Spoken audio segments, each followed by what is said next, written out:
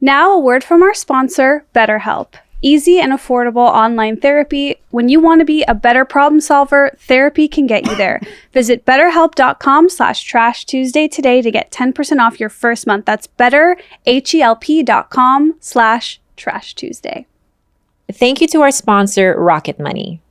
Cancel unnecessary subscriptions with Rocket Money today. Go to rocketmoney.com/Trash Tuesday. Seriously, it could save you hundreds per year. That's rocketmoney.com/Trash Tuesday. What if I told you you can grow thicker, healthier hair and support our show? Well, then go to Nutrafol.com and use code TRASH to save $15 off your first month. This is their best offer anywhere, and it's only available to U.S. customers for a limited time. Free shipping on every order, excuse me. That's $15 off at Nutrafol.com, code TRASH. Hi, you guys. Welcome to literally the best episode of Trash Tuesday that's ever been recorded. Guess what? This weekend, I'm in Austin, Texas. Please come. I can't wait to see you guys. I can't wait to be back on the road. Get tickets at EstherOnIce.com. And me and Carlos are looking for a place to stay. Let us know. I'm so excited to be back on the road, seeing you guys again. I'm going to be at the La Jolla Comedy Store this weekend. I'm so excited. It's one of my favorite clubs in the world, and I love seeing you guys. I'll be at the Tempe Improv September 23rd through 24th. I'm doing one night at the Caluso Casino. Please come to that, you guys. I want to pack out. It's going to be so fun. That's on the 30th. We're going to be gambling afterwards. It's going to be insane. So go to AnnieLetterman.com/shows for that. And then every Monday at 5 p.m. PST, 8 p.m. Pacific, you can join me on Don't Bore Me, my audio podcast on Spotify Live. We should intro Oh my God. Stella. Okay. Esther and I have been so excited about this day. We were your fans, just so you know. So today we have basically an OnlyFans superstar, which isn't even how I first knew who you were. I started following you on TikTok. Same. Because I just liked your TikToks. But turns out you're like in the the 0.1% of OnlyFans creators. Stella Barey, welcome to the show. Thank you. Happy to be here. I noticed on Instagram you go by Anal Princess. I do. It's the best handle. That was my original TikTok. Well, not my original. It was like my 15th TikTok account, but that was the one that blew up on girls' For You pages for the first time. And that's because that's when I started answering questions and like not just marketing to men. Mm-hmm. And then that got deleted, but it's my favorite username. So I put it on Instagram. Well, that's how I found you as well. I just thought you were I thought you were like a TikTok educator. Yeah, like which you are. Which I kind of am, yeah. Yeah, because you had that video talking about the colors of vaginas. Yeah. And I was like, no one talks about this so smartly. And then, when bringing up actual genetics and haplogenes, I was like, oh, okay. I do have really like random knowledge because my mom is an OBGYN. So she gives me all this little like information that I never would have found out myself. Wait, weren't you at some point considering going into med school as well? Yeah, I did 2 years at UCLA after I graduated college. I decided I want to go to med school. So I took 2 years of pre-med at UCLA and then took the MCAT, was applying for med schools, was about to pay the $500 per school application fee. And I was like, I don't want to do this anymore. And so I just started, I had already been doing TikTok at that point, and I just went full force into porn and TikTok. Okay. I have to ask you this as a top OnlyFans. Genius move. Yeah. Thank you. The only smart. I'm proud of myself. Yeah. Really proud of myself for doing Freaking it. genius move. Okay, so you're a top 0.1% OnlyFans creator and your mom is a gynecologist. So I have to ask you, what are your vagina tips for ugly girls? No, what about just like ugly girl vagina health? Smelly vagina health. I mean, shave or wax? Ooh, I've waxed once and it was the worst thing ever. Hi, Ani. Because there's Welcome. It's not Will you put a bowl out for me? Yeah. So nice. Now, do you know what is Okay, we're fine. Everyone's fine. What I just want to make very clear to everyone, that the person with the best education in this room is Stella. 1,000%. She went to NYU and UCLA. Yeah. You're making us all look like dum-dums. It's one thing. Here's the thing about you. Not make you guys dumb. You're smart enough to have done anything, to be a doctor, to be a rocket scientist. And the fact that you chose porn is blowing my mind, but also like mad respect. Smartest thing my mom ever. says too. Yeah. But I think that's why I picked porn, is because since I was a kid, my parents have always told me I can do anything I want. And I really always believed that. And I always acted on that too. Like after I graduated college, hadn't done any math or science all of college, I told my college counselor that I wanted to go to med school and I wanted to like figure out how to do it. They're like, honestly, it's kind of too late. Like you're way behind other people, blah, blah. And then I went and spoke to my mom and she was like, you could literally go to med school at 40 if you want. Yeah. Her mom's a doctor. You can't listen to people that tell you have to follow a certain path. Like, and she would always be like, that's why they're a college counselor. Like, you don't want to end up a college counselor. If you want to end up a doctor, do what you have to do to become a doctor. It's so like And so that's why I was like, yeah. I immediately started at UCLA and did all that. And then once I did the MCAT and decided, hey, this isn't what I want to do anymore, my parents also taught me, like, don't be the dog that waits by the food bowl that's not getting food when it can smell the food in the other room. You know what I mean? But it waits there every day out of habit because it's already invested so much time there, it doesn't want to move. So they were always like, you got to be smarter than that and move when you know you have to move. And that was what I did. And I literally look back and I'm so thankful because it's like now I could go to med school anytime I wanted. I have a Especially question. in the future, I'm sure though. When, like, why judge porn me. and what, like, were you like, did you find yourself being like so hypersexual, good at it? What like piqued your interest in that I've direction? always been super sexual. Like I lost my virginity at 13 and it was just pure curiosity. And I remember telling my mom about it because we were always really open about sex and we always have been. And she was like, we're a very sexual family. Like we all lost our virginities young. All the women in my family have, like on my mom's side, have at least 2 kids by 18. It's just kind of what our family does. And so it made a lot of sense to her. Like I never felt judged for it. And so I think I was always really curious about sex. That's how I like to get to know people. And so then porn, I always liked porn and I always thought that would be so thrilling to do. But I never actually thought of it as a career path for me because I was so, you know, as much as I wanted to do what I wanted to do, I also wanted to make my parents proud and everything else. And I didn't know much about that industry either. Then I moved to LA, which I think is how it happens to like most people. And then you get invited to sex parties from the girls in my Excuse I've me? never been invited I've to never sex been invited to a sex party, And Stella. it was girls in my organic chemistry class. still not at Stop UCLA it. that Notice how she's invited me. still Look, not listen, invited us? can I tell you, I took a whole year of organic chemistry. I was 7 I'll put on a.m. a to feather 1 p.m. mask. You're like, where was my invite? with Marlon Jones in Long Beach. I never got invited to one. I was in OChem for an entire fucking year, not I one got sex so party. lucky. With that titty almost hanging out, you might I be got invited. really lucky. Yeah, for real. I don't know. I don't even know. party. So, first of all, we should go together. We should go. Okay, first thing, everyone always thinks it's an orgy. Like, everybody's always like, oh my God, but I don't know if I could like have sex with all these people. I'm like, that's not what happens. The majority of people there are watchers. Oh my And he's like, God. yeah. You're like, it's me. I want to be a watcher. And they're different also. People think they're the same as sex clubs, but it's totally different. So these member sex parties in LA, like everyone knows all these old people in LA are total perverts, right? Yeah. So so the men We pay pause that like and talk about that more.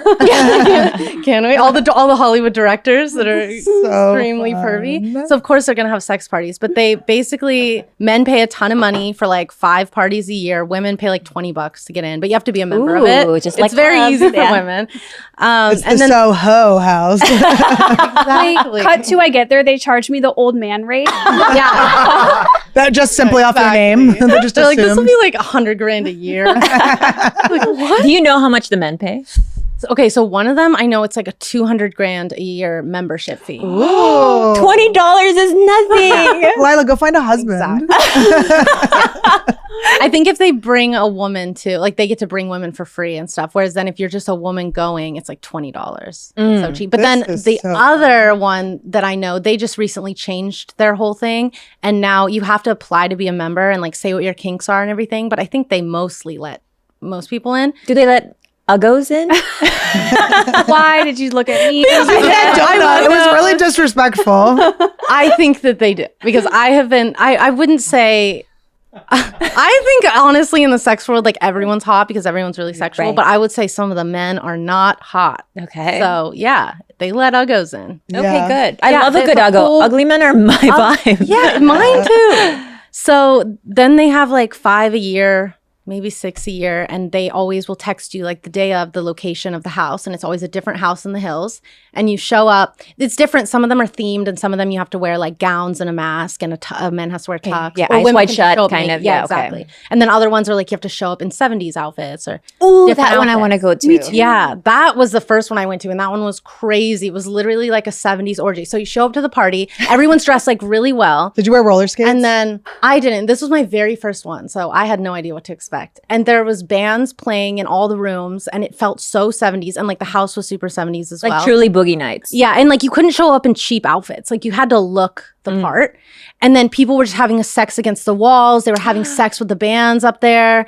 And it was like, and then all the bedrooms too, people are having sex. Now these people already know each other and you go with Yeah. friends because I don't want to just randomly go up to someone. So that's what people always think. They think like, oh, you're just having sex with strangers. And that's Yeah. what I thought too. But the more I've gone to them, I realized that, so what they do in the beginning is like, they break the ice with performances. So they have porn girls performing. They have couples performing that are like members and stuff. And then usually like, I don't think that many people, if any, have sex with people they just met that night. People always bring dates, or they're watchers. So they're either watchers, and the best is to go with someone you want to fuck, and you want to either Imagine fuck them. being Dave. Dave and Todd would be just like in a corner, like, what is wrong with her? So mad at us. Yeah, and so then you can like walk after the performances. People start moving into the rooms about like 2 a.m. or something, and you can just start having sex on any of the beds, anywhere in the bathrooms, anything. And then you can also like ask couples if you can fuck right next to them. And Are you ever like stepping over people humping to pee? You're like, 100%. sometimes they like pee over here. Or like you want to go in the bathroom and it's locked and you know people are fucking in there. yeah, and you're But- like, why is it locked? Let me in. Can you be like kitty cat? Exactly, I feel like, Esther could please, scratch like- you in. Please. Esther, you kind of give like a hot hamster vibe. I don't even know how to explain it, but I mean it like from the bottom of my heart, I feel it from from that the point. inside of my asshole. That's why Donut likes her. I know. Wait, so Did you see the Army Hammer doc? Have we seen that? I have not seen No. that. I've heard some things though. Let's just say his dad's house sounded like quite a sex party. well, didn't he comes from I would money, believe right? Yeah, it was just like generations of Wealth. crazy sex things. Old money and old men with money. Yeah. Like, isn't it like a 99.9% chance they are a pervert? I just think, I is, just right? think it's like money, power and money. Yeah. Just what do you do? Did with you it? guys see the Secrets of Playboy doc? yes. I saw some of Yeah, it. that's pervy. Yeah, that is quite pervy. That is the classic. And it was all old rich men yeah, it was like the playing same thing. around with their little power games. I know. And now a word from our sponsor, BetterHelp. I have a hard time focusing, and that's something that will really get in the way of your life if you don't realize it and fix it. It's something I discovered during talk therapy, and that's why today we're talking about BetterHelp. Yeah. What were you saying? Sorry, dad joke. It can be really tough to train your brain to stay in problem-solving mode when faced with a challenge in life. But when you learn how to find your own solutions, there really is no better feeling, you guys. I've been having like a reoccurrence of anxiety recently, and it's like talking to someone helps so much with that because you can just spin it over and over again, and sometimes you just need someone to listen to you that knows what they're talking about, that can help you stop the spin and realize that your anxiety is useless and not helping you in any way. Right. And BetterHelp is just that. It's online therapy. You can be matched with a therapist in just under 48 hours. There's a journal feature that I love. It's affordable. And you guys, like, there is no shame in getting your mental game in check. And it's hard to train your brain to be in problem solving mode when like a challenge comes up. But when you learn how to find your own solutions, there's no better feeling. And a therapist is definitely someone that can help you become a better problem solver and make it easier to accomplish your goals, no matter how big or small. Like sometimes I need a little help just to figure out how to I mean, I still haven't learned how to make my bed, but we'll get there. Maybe this week in therapy. When you want to be a better problem solver, therapy can get you there. Visit betterhelp.com/TrashTuesday today to get 10% off your first month. That's BetterHelp, HELP.com/TrashTuesday. Do you guys ever find yourself not being able to find a freaking cancel a subscription option? Always. Oh, All the it's time. hidden always. It's also, I will remember, I'll wake up in the middle of the night and be like, oh my God, what, I signed up for that thing and I can't find it. And I literally can't find it on any of my apps. I don't know where it is, but I know I'm spending the money on it. I will sign up for any streamer to watch a show and then I'll forget and then I'll have that subscription for years and it's a waste. I had an insect identifier for 3 years before. And what is it? What is it? It's a June bug. I had a subscription to an anime streaming site that my niece apparently had signed up for. Didn't know I had that for 3 years. Basically, are you guys wasting money on subscriptions? Because we know you are. 80% of people have subscriptions that they forgot about, including everyone in this room.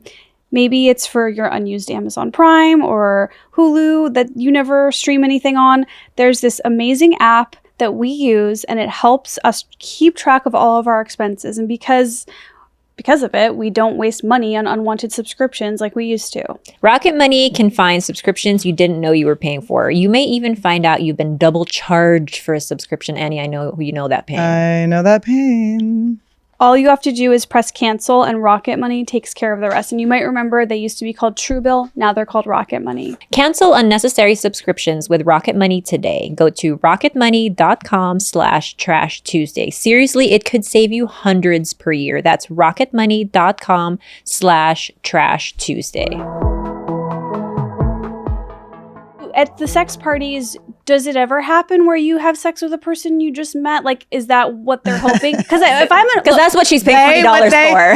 Yo, are you coming out as a they? Is that what they hope for? I'm just gonna say, if I was an old man and I'm paying hundreds of thousands of dollars, I'm going to fuck someone I'm meeting there. I think that that's what some guys probably hope, but I also know like a lot of these men bring the women they want to fuck there. So they're bringing women. And then I also know a lot of guys go because they're really horny, but they're super timid. So like they just want to watch. Yeah. There's a lot of men that are watchers. So all men that go in there already pay a premium. You cannot just bring like say for instance, I can't just bring a date. There's one party that you can, and it's like $1,500. So he already has to be a member. So every single person that had to be approved as a member.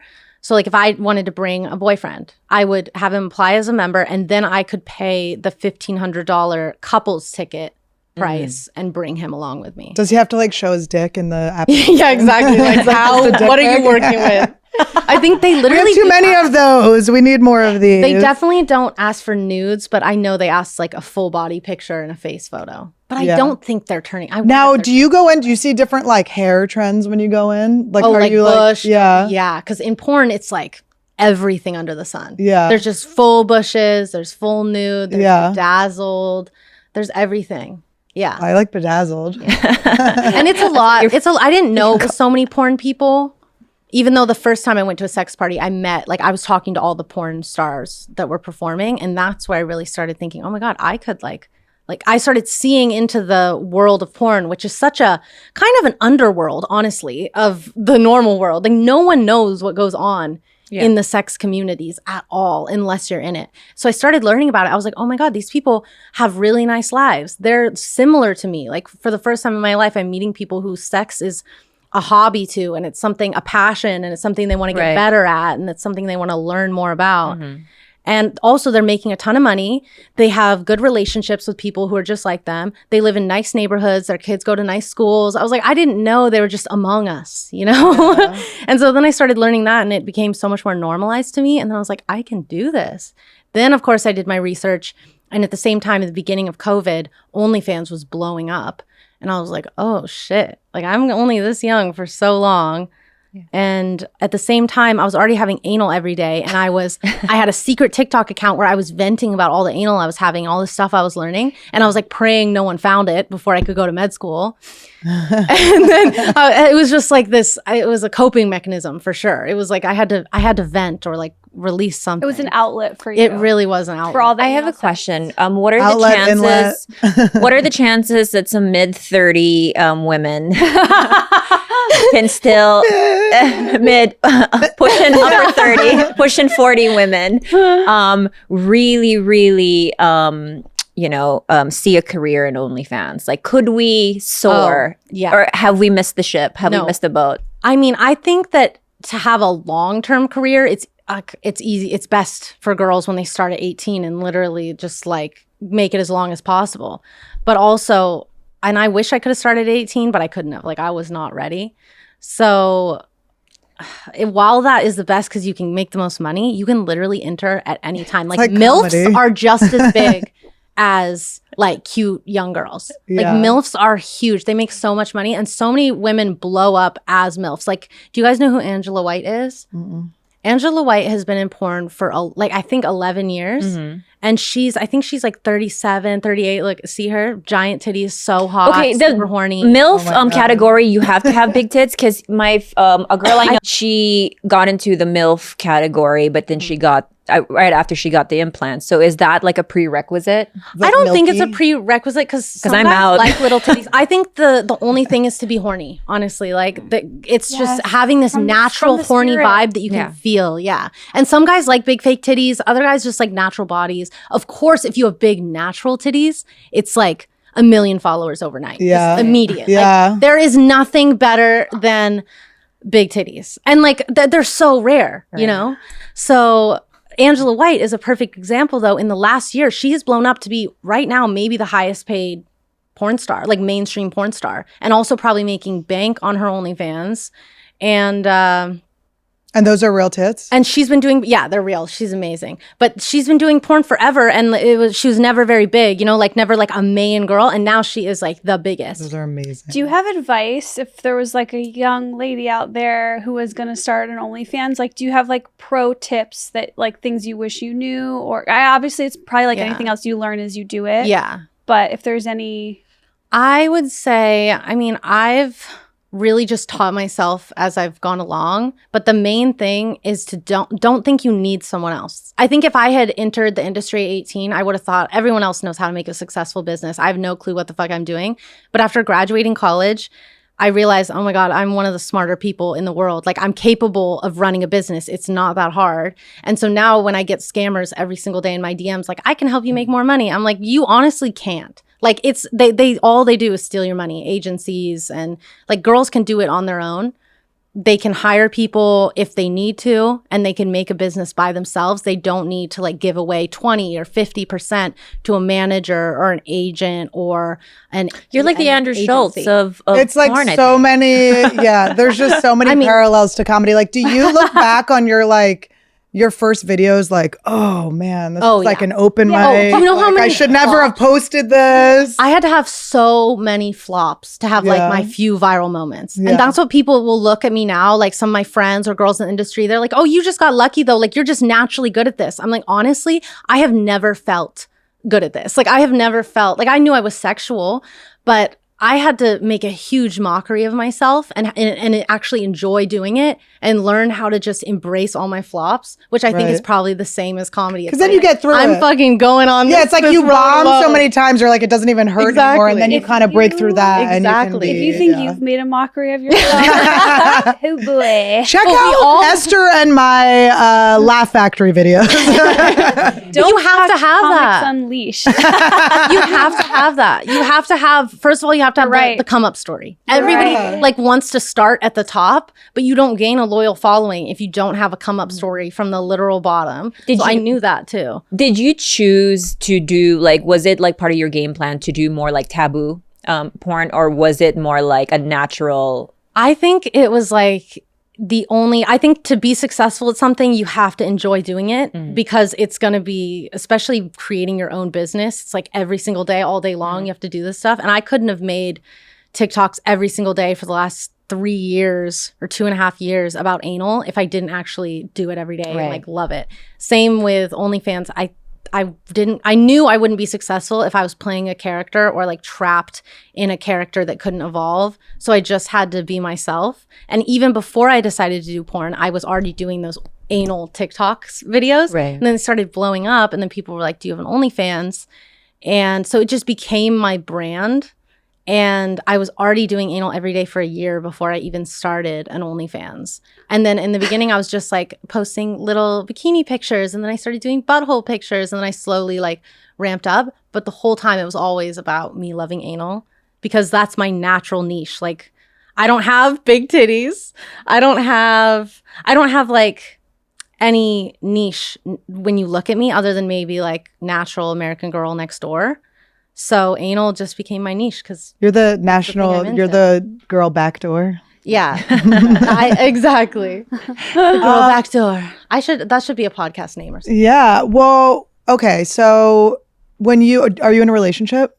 I am. And then have you ever like started dating someone and they're like, do you like save anal? Is anal for work? Is anal for pleasure? Is anal for everything? So the relationship I'm in now, it's an open relationship, but he is the one who took my anal virginity. Oh, okay. And we had anal on the first date. Okay, I love it. Yeah, in the back of his car. Okay. And what kind of car? That was like the best Nissan Rogue. Okay, a Rogue. Yeah, Ooh. big car. Anal on the first date. Yeah, and he was also homeless, so his car was his house. So hot. And it was honestly the best night of my life. Like, it was so good because I was always sexually explorative. Yeah. And I was already going to sex parties and stuff, and I just wanted somebody that was more sexually experienced to teach me new things, and that was finally someone did. I was like, yes, finally. How did you meet him? I was working at a homeless shelter for veterans when I was at UCLA. Listen, homeless guys are hot. I fucked a homeless They guy. really That was are, great though. sex. I'm not even kidding. I got banged out so hard by a homeless guy. Crazy guys. He and was broke so guys. good. He Yeah. was so homeless Julian. He Yeah. did have a Oh, that's house, right. but he had homeless Julie. S. But I think that's it's what you true. said about He did actually have a Drew, homeless right? home. Was Yeah, that his heart. he at that time was choosing to be homeless? Yeah, I mean, as much as a manic person chooses to be homeless. Right, But right. yeah, he was like working as a waiter in South Carolina where he'd grown up his whole life, and he really wanted to be a poet. He wanted to leave his hometown, and at the same time he's bipolar manic, and he got super manic one day and just left his whole life, drove across the whole country in like 2 days, ended up in LA, went to the VA and was like, hey, like, what do I do? And they just sent him to the homeless shelter I worked at, and I checked him in and like showed him his bed, didn't think anything of it. He was young and pretty hot, but I didn't think anything of it. And then 6 months go by of us getting to know each other, and he's just like the most genius, funny, amazing person. Would you find your asshole kind of like wetting up when you saw him? No, literally. Like butt kegling a little bit? I didn't know that my butthole wanted him, but it did. I was so horny for him, like no one I've ever had before, probably because it was forbidden. Yeah. And also he was so ruggedly hot. Like, he was one of the first men I've ever actually just looked at and felt like he's attractive. Like, Yeah. most men I have to know their personalities and stuff, but he was an ex-Marine, super in shape, blonde and blue eyes, also manic, so he's like super funny, walks in every room and like tells stories. And Was just, he like really tan smart? from being outside a lot? Yeah, too? exactly. Yeah. It brightens our eyes. Like homeless guys with blue eyes, you're like, Yeah. oh my God. And he's wearing a fedora with a feather in it, and I'm like, this man just followed no social convention. You ask him how his day is, he's like, living the dream. Like, Does he have like a pet goat? I feel like I've met this guy. no, but I wish Is he homeless, did. Julian? I wish he did. And I just like, it was so hot to me. I was like, I could be homeless with this man and I would be happy. Like, it was fine. Then, of course, I started fucking him. It was a blast. And then he had his first depressive episode, went to the psych unit, and I was like, oh, this isn't all fun and games all the time. Yeah. Still the most genius person I've ever met, though.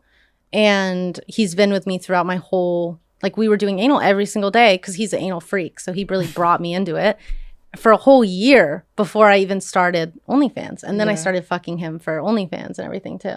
I heard you say somewhere that if you want to have the best sex of your life, fuck a homeless Marine veteran who has bipolar. Yeah, literally crazy. Like you have to be crazy, a little bit of mental illness, right? To be crazy in bed. Like it's just. Well, the term pull her is in his diet. Literally just extremes. It's like in him. You have to be broke. Like broke guys just fuck better. They do. It's like you're going to give him a sandwich. I'm telling you, I completely know what you're saying. Literally. I think it's because it's all they have to offer to women, right? Like they're not paying for shit. They're not doing anything else. So like, I'm going to dick you down and you're going to fall in love with me.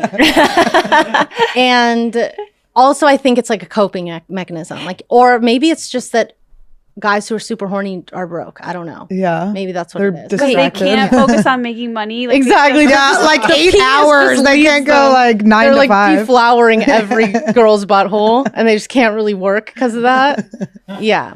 They're deflowering. And then dark also flower. older. So he is 10 years older than me. Mm-hmm. Older guys know how to fuck. Like they just do. I've fucked a few younger guys in the last few years and they can't even stay hard. Well, how old are you? Because they're nervous and intimidated by me and stuff. Whereas older guys, they're just like, they know what to do. I have a theory that men should have to stay virgins until they're 30 because they're wasting our We time. would have literal war. Like people would be shooting up. Like every school will get shot up. But like, for real. Men nutting is like the only thing that keeps peace in the world. And like if you make a man nut, like when Drew was getting like manic or depressed, I would just give him blowjobs every single morning and he'd be so happy. they're nicer, aggressive. Whereas otherwise guys get really aggressive if they're not nutting. You're right, but to hell with your theory. Sex with men under their 30s is so bad. Like we should be paying women. Not always. No, that's not always. Oh, that's right. Not always. He's very sensitive. He's because sweet. this is the thing. I went from old to young, and I was so grateful. This is what happens with men. When they're young, the MILFs fuck them.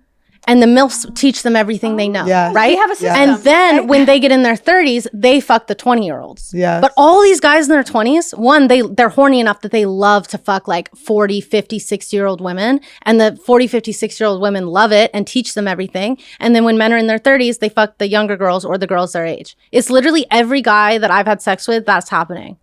So when Dave passes away, he's 10 years older than me, and he's not in the best. You will come live with me. And he has sleep apnea. We just find his mask was taken off one night. It's my job to have sex with like young men and teach them. Exactly. Okay. We're back to men now. Don't you think that's how it happens for women too? Like 20 men in their 20s and women in their 20s fuck the opposite sex or the same sex in their 40s, right? Yeah. And then when women and men get in their 30s, they start fucking each other, dating each other. I fucked like 10 years older when I was in my 20s, which was good. Exactly. It was good because it felt like we were having affairs. Like, they were like taking, and it was like taking me on excursions. The MILFs and the DILFs are like teaching the 20-year-olds how to fuck.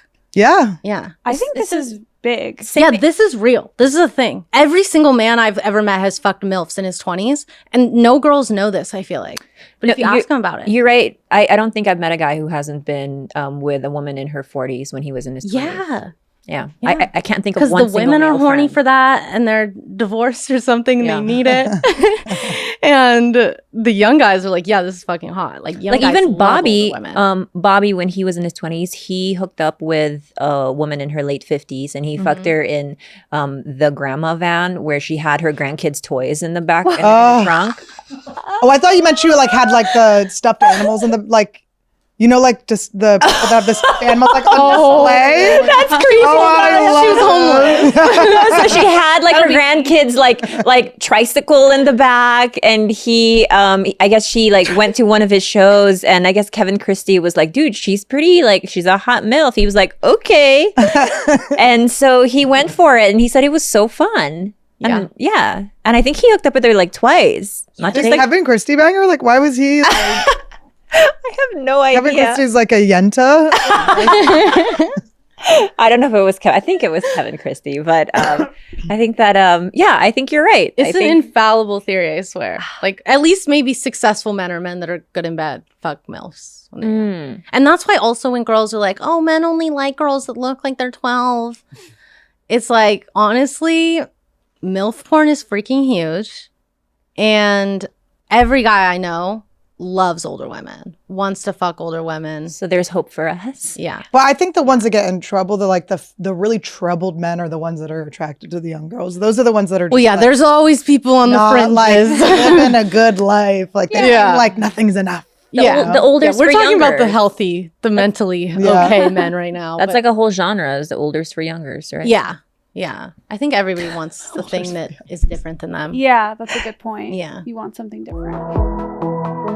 All right, guys, Nutrafol's working. I'm so sorry. I am a skeptic, but it is working.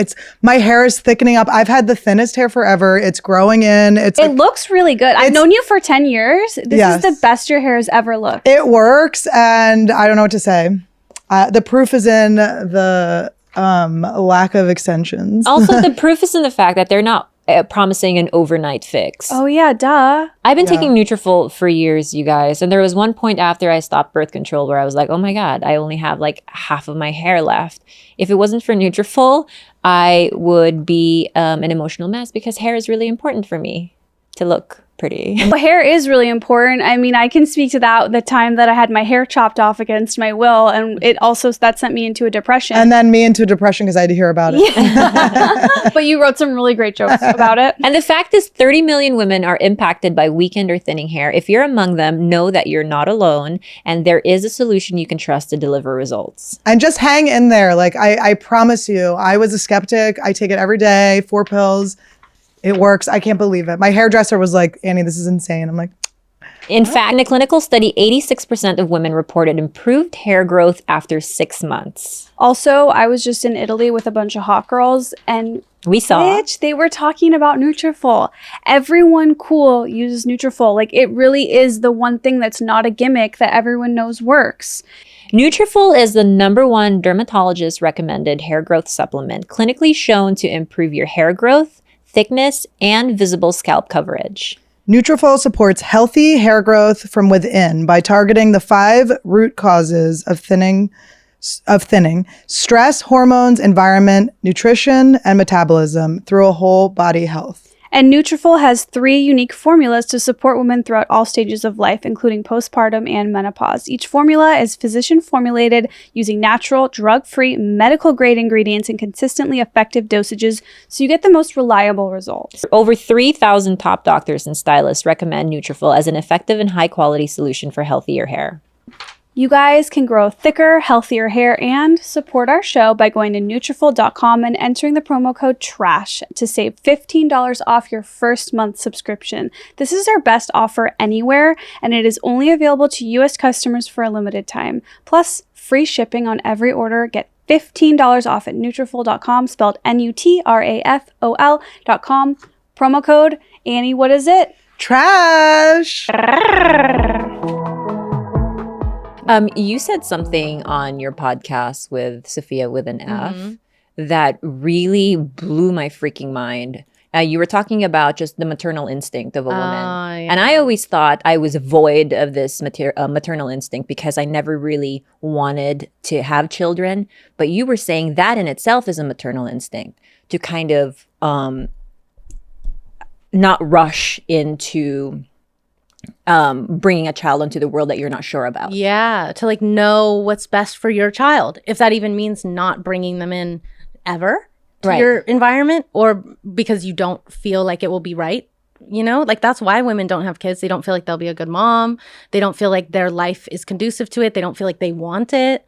That's all. I think that's always maternal. That's my so personal theory. brilliant. I just came up with it like over years of watching nature documentaries about animals, and I've always thought that, especially when I got my abortion, that was something I was thinking about. How old were you?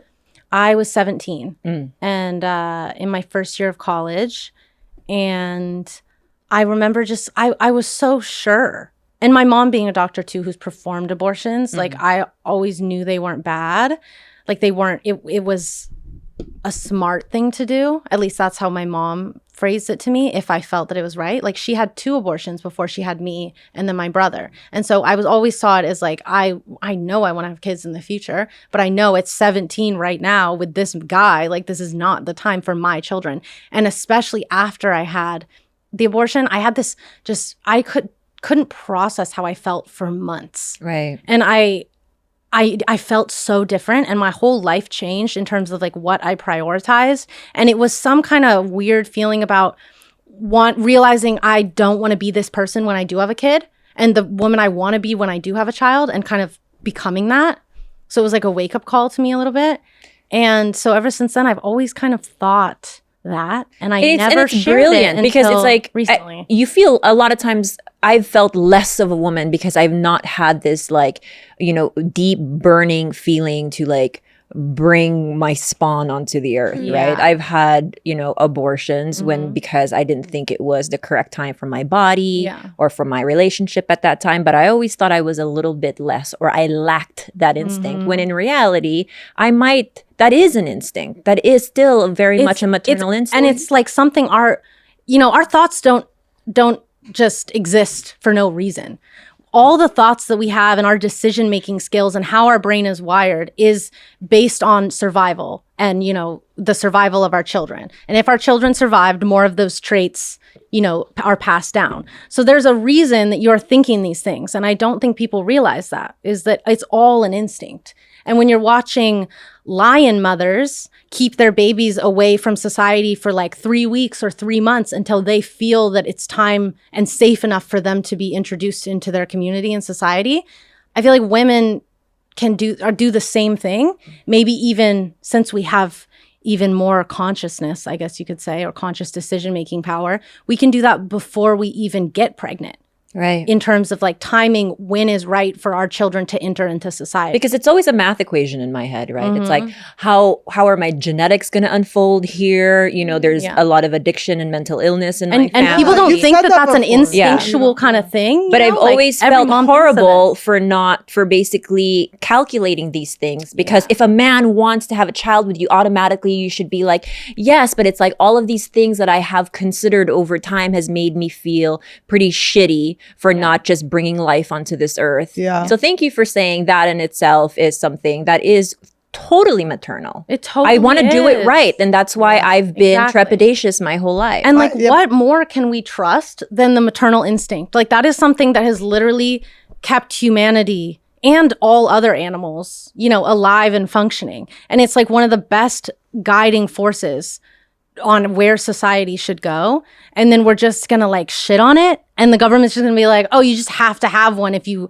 just have to ignore all your freaking thoughts and just have one. Like if you get pregnant. That just makes no sense to me, when the maternal instinct is such a asset to survival and evolution. So I'm glad that you saw that. Thank you. I found a lot of relief. I think that applies to a lot of things, I think, in terms of just listening to yourself and learning to listen to your voice and trusting that instinct and figuring out why you're thinking these things. Because I don't think that we, have thoughts for no reason. I think it's all for a reason. Right. I don't think she's the smartest in the room. I think she might be the most emotionally intelligent as well. Healthy. You guys are really flattering me. I do feel like when I was in my early 30s, I did not want to have kids. Like I was like, I don't want to have kids. I'm focusing on my career. And when I realized I got into a relationship where a lot of like my stuff came up, and I was so angry. And I just remember thinking like, if I don't deal with this anger, like that's why I can't be a mother. Like it's like I'm gonna like take this out on my kid, and it's just not worth it for me to take like how my dad used to treat me and do that. And then I worked on myself, and now I froze those bitches, and we'll see later. But it is like, I realized like my being like, I don't want to be a mom wasn't necessarily as, like I was so sure. I remember older women would be like, you'll change your mind. And I would get so mad because I was like, I'm going to change my mind. And I don't think every woman decides, but I do think it was that same sort of thing you were saying. But you're right, Annie. Like I'm changing my mind. Like every day that passes, I'm feeling more and more like, oh, I can do this. Even alone, I can do this. I always used to never feel like I could do it even with an entire community behind me. That's how unready I was. But now it's like I'm getting to that point where it's like I could do this alone, and I feel strong in that. Like I trust who I am. I trust, in my skills to parent, to love someone, to share my life with this growing thing. So I didn't feel that way years ago. The thing I relate to that you said about after your abortion, you realized that you weren't the person you wanted to be as a mom. So for me last year, I had a miscarriage, and I had that same thing. I was like, wait, I'm so grateful this happened because I wasn't ready. Yeah. And now I feel like, okay, I need to become the person I want to be so that I will feel ready at one point. And so it's really, that like changed my whole perspective on my whole life. It's honestly. literally transformative. And that's what I was processing for so long. I was like, why do I feel different? And I realized that's the first time I felt my maternal instinct. Like I really felt it and I acted on it. And then I realized, wow, this is kind of what motherhood is about. Like I'm now realizing what I want to be as a mom, and I'm going to take those steps to get there. There's something about becoming pregnant that you're like, you just see your body. It's just so different. I literally thought I was an alien. Like I was looking at myself like, what the fuck is happening? So pretty. Were you? Oh my God. For 6 weeks, I was the prettiest I'd ever felt. So I have some heart issues and some weird autoimmune stuff. All of those went away. My skin was flawless. I was tired a lot, but I was like, should I just keep going? Because I'm fucking stunning right now. You just become a surrogate and you're just always pregnant because you're just like, I just feel best. The offer stands. See, I was mad sick. Like I was crazy. So it was the day after 4 weeks from conception. So like literally the first day of my like missed period. I was like basically 1 day pregnant, you know? I hate that. And when they do the DNC, they're just going there blindly. Like, No, I hope we get all of this because they can't see it. They couldn't see one thing. So they just had to vacuum around a time. Yeah. But I was so ill. Like that's how I knew that I was pregnant because I don't know how I knew honestly, but I was in a cab on the way home from school and I was like, I'm going to throw up out of the side of this car. Like I had never felt that kind of nausea before. I went home. I had an old pregnancy test from early college, like the first week of college from my roommate. It was probably expired. And I used it and I was like, oh my God, I'm pregnant. Booked the abortion for 8 a.m. the next morning. And the next morning, I didn't tell anyone. I was so deathly ill. It was torture. The whole time I was waiting in the waiting room at Planned Parenthood, I was like, I'm going to throw up in the trash can. I am going to throw up in the trash can. It's going to be so fucking embarrassing. Like I've never felt sicker in my life. It was so bad. And it didn't go Imagine away. they did like judge you. They're like, ew, did you just puke? Yeah. And I was like, I think I'm going to throw up. And the lady was like, it's too late right now to give you medicine to like make you not nauseous because we have to take you in. But she was like, you won't be the first person that's thrown up on the table. She's like, it's not going to come out that way. We still have to go in. And then of course I realized like you don't even feel the nausea when you're just, because I was alone and I didn't tell anybody. So I didn't even have anesthesia or anything. So I just had local numbing like cream. Were you scared? I've been there. You can't really feel fear in that moment when there's only one option and you feel so sick anyway. Yeah. So I was just like laying there, I've always been kind of tough like that though. I was like, I'm not going to die. So it was fine. so painful for me because I opted. Oh, you passed out. I fully passed out. Okay. Cause so what I did was I opted for the raw dog just special raw as dog. well. So because they can put you under twilight sedation, right? Where you're kind of in, you're kind of out, but you don't generally feel the pain. It's a very short procedure. It's under 5 minutes, the actual vacuuming. Mm-hmm. But I was like, oh, no problem. I can do this. Oh my fucking God. Right. Oh my fucking God. The pain of even the minute and a half it took to actually. Literally, it's like Twilight, in and out. It's twilight sedation. They give you like Valium. Just a little. You're not like fully asleep. I don't know like how romantic they are. They're like making you think about vampires. And there's like stars on the ceiling. Twilight is so They're like fun. suck. Vampires suck. You're watching Twilight while it's going on. They put fangs on you before you go out. I highly recommend you get yourself a colonoscopy and see how it feels. Oh yeah. Like I'm addicted to the feeling. Well, that's what Michael Jackson was hooked on. Was one of the drugs that they give you when you go under for colonoscopies. It's a very short acting. I'm still hooked on my wisdom teeth laughing gas. I enjoyed that a lot. I've never had anything like that. Like I've never had any anesthesia, anything, because I've never had like a surgery. Like this was like general anesthesia. Yeah, exactly. Yeah. I've never even taken like Valium or anything that they give you for procedures. So this is my most. Do you think that having that abortion at such a young age like changed the course of your life in like a big way, a small way? Probably a big way. Wow. For the better, for sure. Just because one, I realized, okay, I can't fuck around with birth control anymore. Like I need to make sure I'm on the shit. Because one, I was taking a short break between pills because I can't take birth control pills. They all just make me sick. Mm-hmm. Yeah. And so I was taking like a month break before I tried a new one. And I was also on my period having shower sex with my college boyfriend. And that's what I got pregnant from. On your period? Yeah. I have period sex. That's what I constantly have. That's the only Gotta time do I'm it. comfortable. I'm so scared of getting pregnant. Yes. I'm like I got pregnant period from sex it. girl. So I was like, okay, Is this when you became anal? Is this how it changed your life? You became the anal girl? You're like, it's a lot easier. I wish I started anal then, honestly, because then still the rest of college, I had yeast infections, UTIs, and BV like every single time I had sex. Like I am a girl. I'm a chronic UTI girl. Yeah, that's always a cycle too. It goes from BV to yeast. It's always just a chronic fucking never-ending cycle. BV is just the rough one because you can't hide it. Yeah, it just smells so bad. But you know what?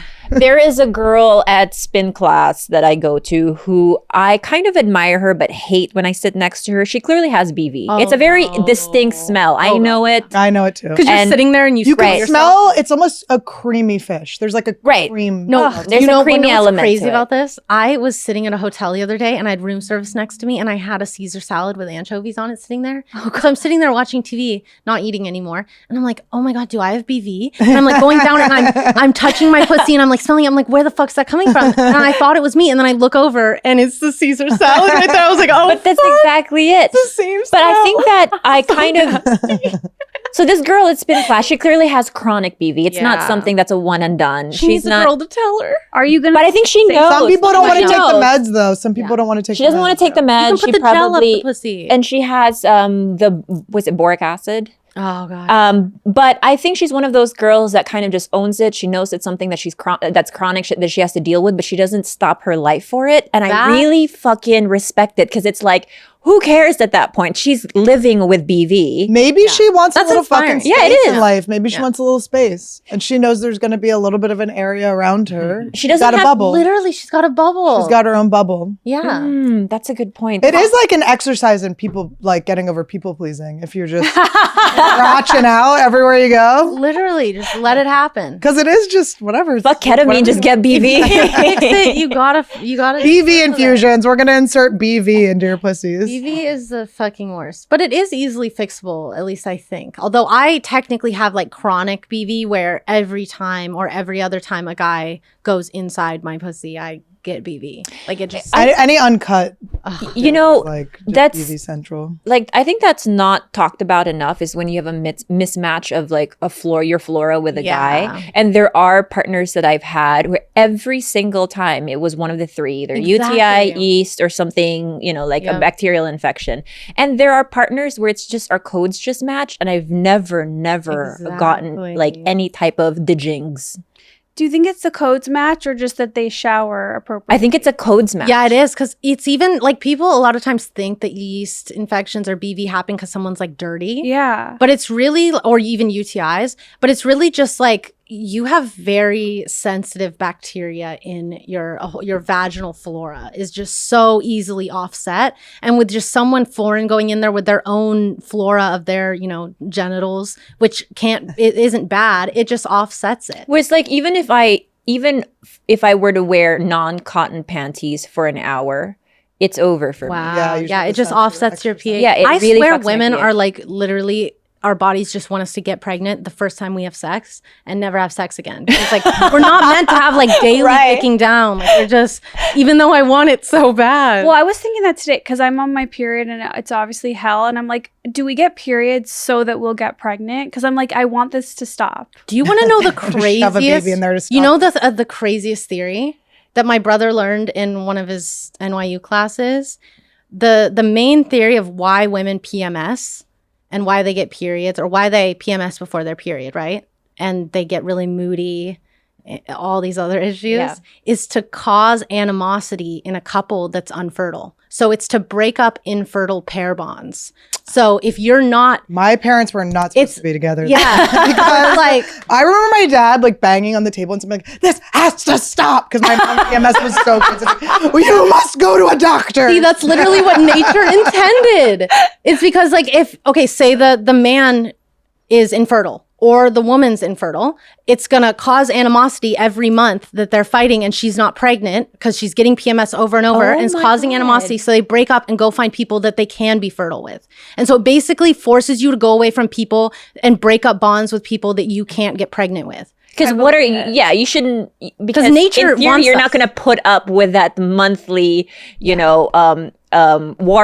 If the person that's across you isn't going to produce offspring. Exactly. And it's like, if they are producing offspring all the time, they're not having that monthly warfare. Right. And then is menopause to just make men find younger women? Menopause, I honestly think like we just weren't our bodies start dying. Like we just weren't supposed to live this long. Mine been dead, girl. We're just dead dying off. We're supposed to become the old like witches that raise the younger women. Yes. Not have babies anymore. Oh yeah, because that probably is it. It's like, oh, you have higher chances of having, babies with issues. So it's like push the men away. And every woman in menopause is like divorcing their husband. Then came Dr. Wong. And he changed it all. And now we can all freeze them up. Because older women are, I would say they're the best moms because like the women in my family that have kids at 18 and then my mom who had me at 37, both amazing moms. Yeah. But older women are amazing moms. But your mom obviously is know great. Like your mom taught you to like trust yourself. And from what I'm getting, maybe I'm... No, my mom is amazing. Yeah. And for her, it was because she waited to have her whole career and was financially stable and with someone she loved and knew it was time to bring a kid in the world. And so I had the most amazing childhood. And so I always have known I want to do the same thing. I'm PMSing. I'm like about to cry. Yeah.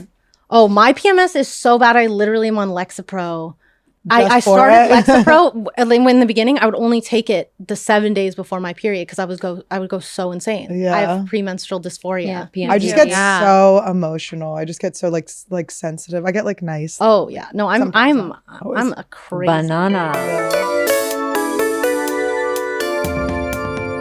I would say 99% of men love sluts.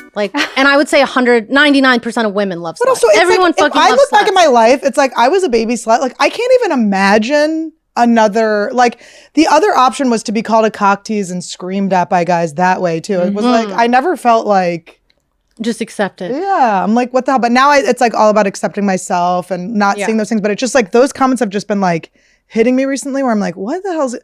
And I don't know where it came up with this thing where it's like, it's either the comment is like, women aren't funny or all women talk about is sex on stage. And it's like, all guys talk about is sex on stage or whatever they talk about or who cares. It's just like so weird. It's just But what's funny is like guys talk about sex off stage and in a fucking disgusting Well, they don't want to way, talk about it in public because they're trying to fuck you. It's like they don't give away what they're trying to do to the audience or whatever. I think like a life-changing thing for me was when I realized that every single man, whether he's an incel and he hates women or like loves women, every man takes all his actions based off women. Like men are terrified of women and men dress how they dress. They change their personalities all to deal with this like fear and yearning for women. Yeah. And so it's like if men are hating on you, it's probably it's because they are like they want pussy and I know, and it drives men to some crazy lengths. And I was thinking about it too. But it's so like, true. If they're getting triggered by like girls talking about sex, it's like they're probably thinking like, you fucked everyone but me. Like, you know, like you brought bubble gum and there wasn't enough for me. Yeah. You gave it to everyone in the class like, but me. Women these days suck. And it's really because they can't get women. So they're just sitting there like, well, why? Let me just project onto them and say it's their fault. When really I just wish someone would look at me lovingly and like take my dick out. I know, just unzip my It's pants. so pathetic. Like pull my penis any out. single man, you honestly can get them to break down that wall. Like even the craziest woman hater. If you're just like, well, also it's accepting like, and loving, like, and I want to love your penis. I'm also just like, is your mommy Really like, cool. what's going on with your mommy? Yeah, like when they're so exactly. mad. I'm just How do like, you feel? Like literally just give them some attention, some one-on-one time for a little while, and every man will just become nicer. This is why men need to nut. Men that are not nutting become need to nut. filled with hatred. You know what? I'm gonna start a summer program where you jerk dudes off. Literally. Turbo jerk. I'm telling you. And he does a perfect There's turbo a jerk. shower. There's a shower. This was at the end of my relationships. I always start doing the turbo jerk where I just have to like, I had seen Blackfish and you know how like Telecom, they had to jerk off Telecom so he wouldn't kill the whale. So I had this boyfriend who I just didn't like, I couldn't face him. I couldn't even let him look at the back of my head. I just couldn't do it anymore. But I would just, Wait. he'd be in the shower and I wouldn't even be looking at him. I would give him the turbo jerk. That's And amazing. it would be like wet. My arm would be like wet. You were literally fully, your whole body out of the relationship. Yeah, just the hand. I gotta let you. And he was still like, I'm just gonna ride this out till she fully leaves. I completely broke up with him. He had to like walk in on me crying one day.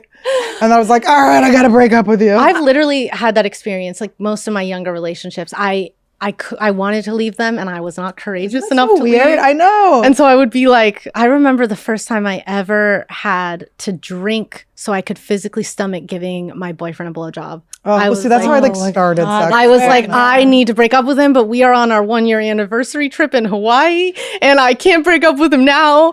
And I literally am going to vomit if I even look at his penis because I'm so not into him anymore. And I just drank to do it. I was at Disney going, can you dump a guy on his birthday at Disneyland with his mom and dad? That's always where I was hits like, you. oh, what am I doing? Because I just was like, I would never be here in a million years. And anyone who loved me would never take me with their family, with no children, to fucking Disneyland. Like, they would know who I was as a person. That's exactly how I felt on the Hawaii trip. I was like, I hate this. And you're like, I just have to ride this out because I can't do it now. But that's when it gets so bad that you just do it anyway. Like literally the day we got home from the Hawaii trip, I broke up with him and never spoke to him again. Mm-hmm. It's probably like you with the Disneyland. And he's probably fine. Well, when I broke up with this guy and then he like cried a lot and I did feel guilty, but I felt so happy it finally happened. Yeah, you feel so guilty, but then you're so But it's like the guilt only lasts like 1 week and then you're like, freedom. Yeah. And even if you feel guilty, it's so worth it. It's better than having No, always. You shouldn't. It's like, it's way better. Well, one time I was going to break up with him. We were on a hike and and he pulled me and like the sun was setting. He like pulled me and like dipped me like romantically and it was gone. It was gone. Like, it just like fell out of me when he dipped me. And I have no love for this person anymore. I don't know what to do.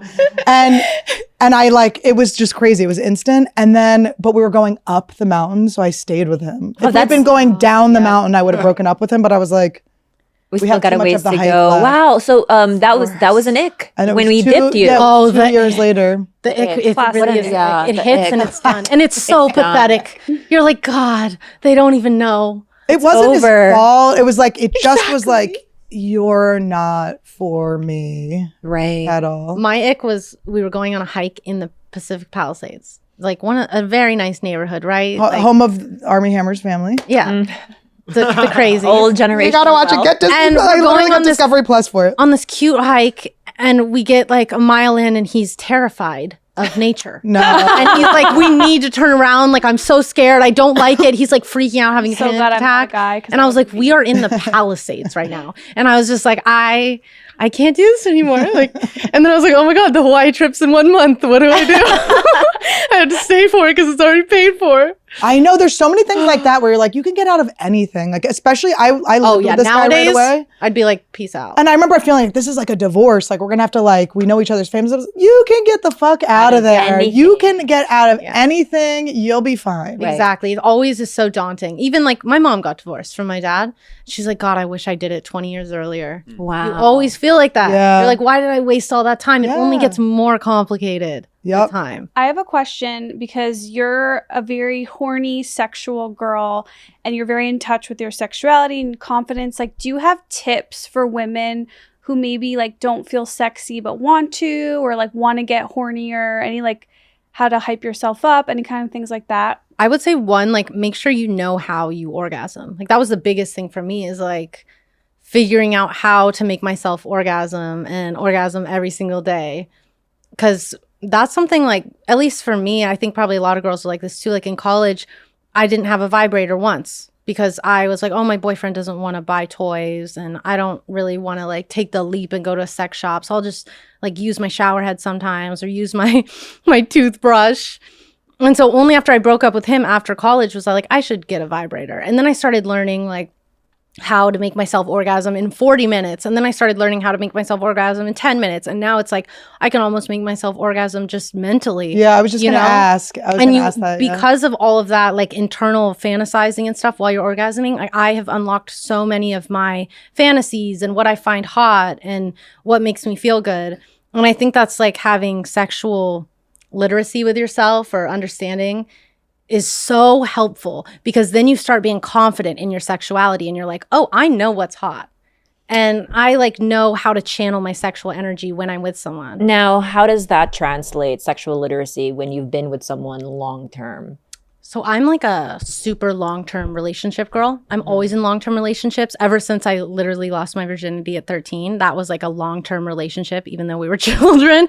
We were like both best friends, you know, in 6th grade and after.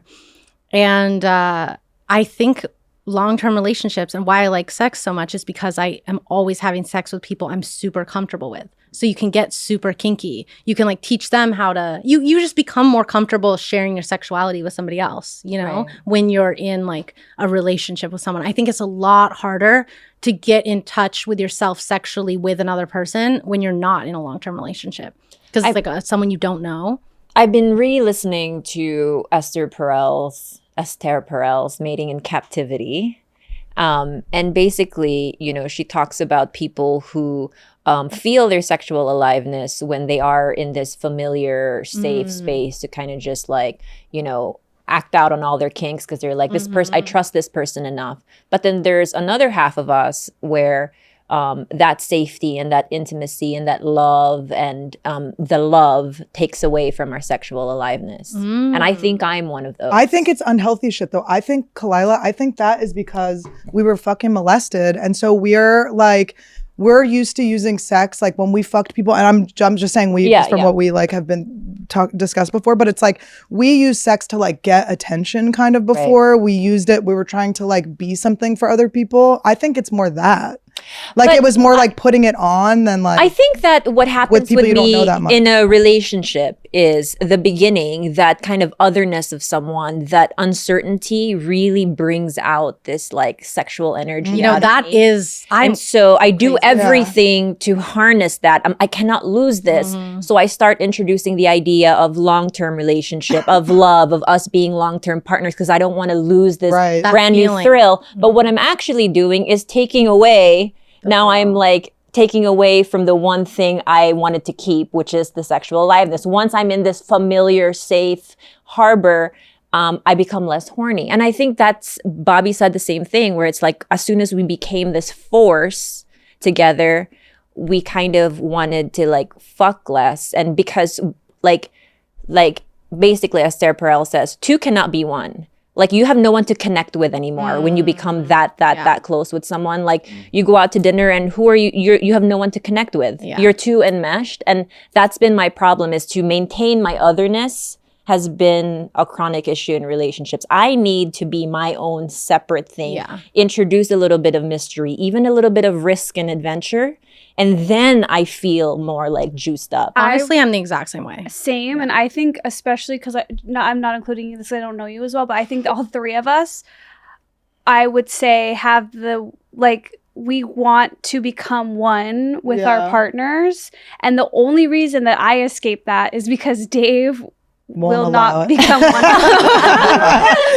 But I think that, and maybe you have this too, like, that's just what our natural instinct is. We want all of it. Give me all. I'll eat your shit. No, I'm like, I will do anything. Way. And let's be the closest two people have ever been. I don't know, but I love it. I love it. I love it. But Todd's so different from me too. That's what I love about him. Just the way that he like interacts in the world. Like I learned so much from him. He's 11 years younger than me, and it's like, I thought you were gonna say he's 11 years old. He's 11 years old. He teaches me so No, but he really just like handles things in a very different way than I do, and it's so like calming for me.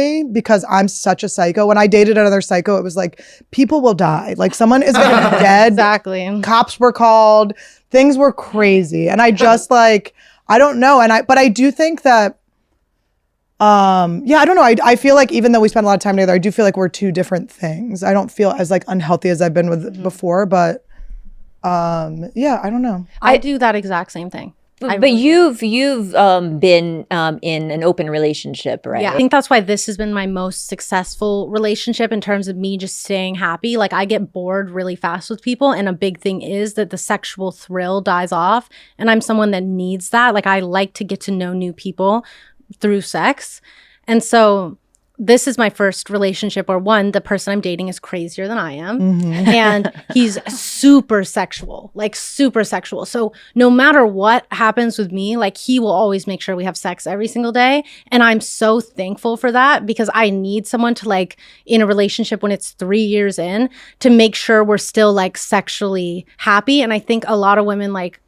are really, I mean, it's hard when the guy starts not wanting to have sex with you too. Whereas if he's every day horny for you, you're like also kinky too. Like both ways though. So I need an initiator, but I don't need a beggar. So not a beggar. It's hard. You need someone that just sticks it in. Like, I need someone to be like, to kind of like read my body a little better. Because I have been in relationships where like the dude needed to just drain his balls every day and I just could not handle. They're like, can you blow me? And it's like, shut up.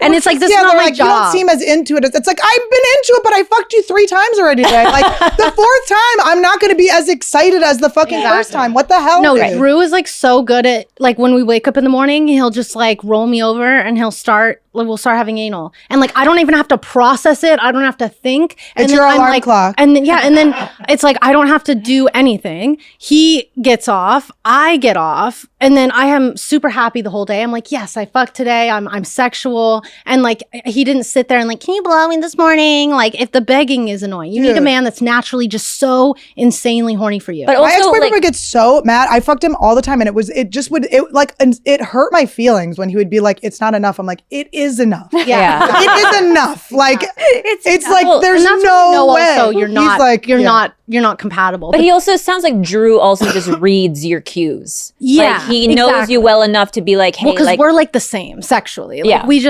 we really are so similar. So we definitely like.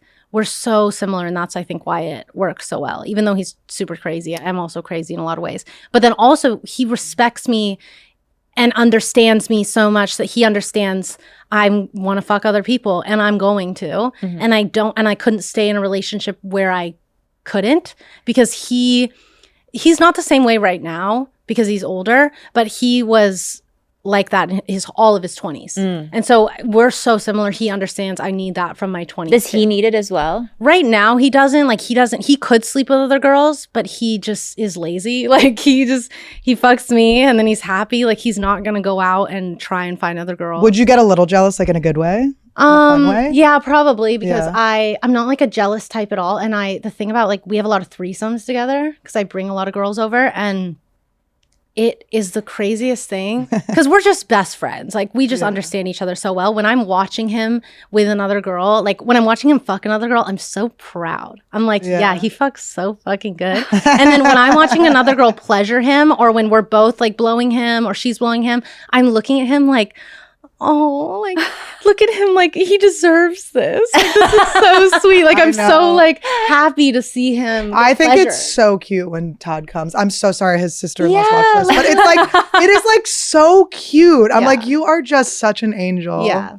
and I don't care if he's like we jerk off to like porn all the time together and separately. We fuck girls together. He'll like nut on other girls. He'll nut 2 other girls. Like it doesn't bother me. Like I know. We're best friends. I know we understand each other and have a connection. So then it's like sex is just so fun. And it's so fun to create situations where he is pleasured. Yeah. Like that's a blast for me. I'm still shocked when I see or hear about people who don't approve of their partner watching porn. Right. They think that's like so weird. It's like a lot of 14-year-old girls on TikTok. It's like literally they're 14 and they're like, I will never let my boyfriend watch porn. Well, good luck, and I'm like, because he's like, gonna honey, cheat on you. He's like, gonna fuck your sister. Don't think about this right now because you don't even understand. The thing about porn is like, if you don't understand it, that's okay. Like, it's not for everybody. Not one industry is for everybody. Yeah. And like, it's especially not for you when you're that young. Like, just wait. You'll see that at some point you might like watching it. You might not too. We're a very pro porn household. Yeah. I'll say that. I love porn. The thing about sex and porn and everything is when it's at its best, at least it's play. And play is so important for humans. Right. And I have a birth control question. So you said you don't take the pills, but what do you do? So I've had an IUD ever since I got my abortion in college. I was like, all right, I'm not fucking around anymore. So I've had like every single IUD. I started, I remember with the Mirena. And so that's hormonal. It's like the standard kind of one in the middle. And it was too high of hormones for me. I was like super constipated. Yeah, I had exactly. back knee. It was so You're like, bad. I'm into anal. I can't have back knee. Right? And but then I did have regular periods. So I was like, okay. Your So then IUD turned you into me. Two of my biggest issues, constipation and That's back. why we like each other so She's much. backed up and back knee. And so then I got on a lower dose. I think it was the Skyla. And that at the time was the lowest dose of hormones in an IUD. And then I didn't have back knee. I didn't have constipation, but it didn't regulate my period. So then I was just bleeding like randomly and all the time. And it was terrible. So then I got on the copper IUD. And that's when I realized I hadn't been off of birth control and had like a regular cycle since I was like 13. And I didn't know what my cycle was like. And that's when I started having premenstrual dysphoria because same as how my mom was when she was young, we're very sensitive to hormones. So I'm literally psychotic and I go manic the week before my period. So then I had to start Lexapro while I was on the copper IUD. Gang. Yeah. And so then recently I got, and I think I have Kylena now. And that's the IUD I have now. And it's like kind of medium ground in terms of hormones. And it's perfect. I'm so glad. Like I don't have any constipation problems, acne problems. My period has like, in the beginning it was just regular. And now it's like 2 days, maybe a month. Yeah. It's really light. Okay. So I'm an IUD girly all the way. I have to ask a question that I've been thinking for a few minutes. Can she kiss you? What is, Make out. what are the fantasies that you have discovered that help you orgasm? Oh my God. If you would You know share what's any. so funny? I've been thinking about this a lot recently. Every fantasy I have that I think about when I come started as a dream. Like I'll have like not a wet dream. So obviously I don't ejaculate, but the female comparison where I wake up or in my dream, it's like you feel that full body tingling of immense horniness, like about to come. And then you wake up. And then I always remember those, or the ones I do remember, become my fantasies. That is fucking brilliant. It's so weird. But Like like, I try to manifest through my dreams and I try to really like see what my dreams are telling me. And your dreams are literally leading you to orgasms. yeah, it's so Sexual crazy. And like, pleasure. I don't know why it started like that, but it's just always been that way. And the main one that I used for years, which is interesting, was I was going in for my first gynecology visit. And my doctor was a man. This was my dream. This is not a real interaction. And he was like, all right, we're just going to do your exam. You know, we're going to put your body through some tests, see if it functions properly, and basically teaches me how to orgasm. And is like, don't worry, like, I know what I'm doing. Just relax. I'm going to make you orgasm. And that for years and years has made me I come so fast. That's how they came up with vibrators. Is depressed women were going to doctors and they were with hysteria. And Oh, they really? They put vibrators on their Are clits. you serious? Uh-huh. Stop. I'm connected to like my past self. Yeah. This is your ancestral not trauma. Yeah, my ancestral sort of trauma. I don't have that joyous links with She was doctors. blessed by a doctor. Yeah. I was fisted That's by not- my family doctor. Do you think maybe we need to lean into the See, molestation? well, here's the Do I have thing. to talk to my teacher or something in my head? I need to do a reenactment and just, have a more positive outcome. And then maybe I can, start having doctor kinks. I still have the don't know. speculum from when we did the try me. gynecologist That is episode. terrible. I think I don't know how you trial. process that. Like that would have to be, you'd have to, if you're comfortable reenacting it. Because the thing is, like, thinking of a fantasy in your head where it goes exactly how you imagine it to go versus something happening in real life, is like so different. Well, it goes back to what I was saying earlier, where I truly think that my real life has nothing to do with my sexual life, because I am able to reenact rape fantasies and all these things that had happened to me without too much of a cost to my mental state. That's how, because the line between my real life and sex is so clear that I think the doctor reenactment wouldn't really bother me, honestly. I think that could be a kink, That's amazing. but I think TBD. I think you should have Let us sex. know. I think you should have sex with Carlos's dad. Oh, Carlos Carlos was like so excited until you said dad. He's like, Have sex with Carlos. Carlos, what does your dad look like? Better if he's an uggo. Yeah, can we see a picture of your dad? Yeah, he's like. Is he a doctor? Like a Mexican Yeah. doctor. Can you please bring up your hot Mexican dad? Wait, is he still with your Just mommy? bring him up. Yeah. Oh yeah. Do they sorry. want a third? I feel like he'd be into it. Maybe Carlos can just put his dad's clothes on and help you. I'll wear scrubs. Okay. Yeah. Yeah, like Yeah. a really nice doctor. You have to ball gag me in case I want to bite you because I have trauma from doctors. It's called bald gagging when he does it. Gag.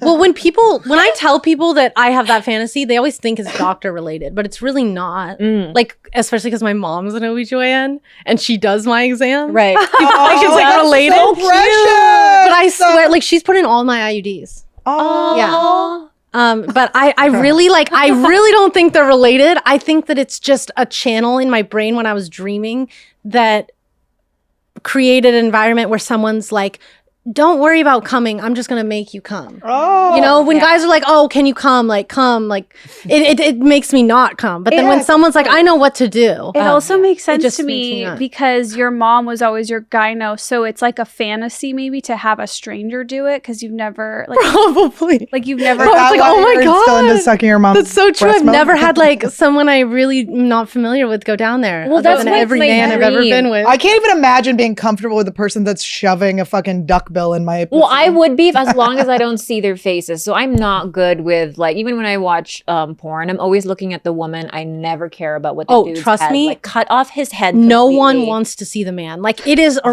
rare person on the internet that wants to see the man. His face, I don't care about it. So like my dream business is a rub and tug for women where we just don't see what he looks like up top. Where it's The just glory hole. Yeah, it's just a glory hole, but for women. But it's, you know, well monitored. We have professional It's men. a who are Gloria really just there. Steinem hole. It's for Or just feminine. we just create men that have no heads. Yes. Let's genetic engineer that. A headless male population. My All dream we come need- true. Wait, I would be down for that. Yeah. very much so. Yeah. I They don't even need to eat us out. We just don't care. We're like, we're down to suck. And I'll blow your neck hole.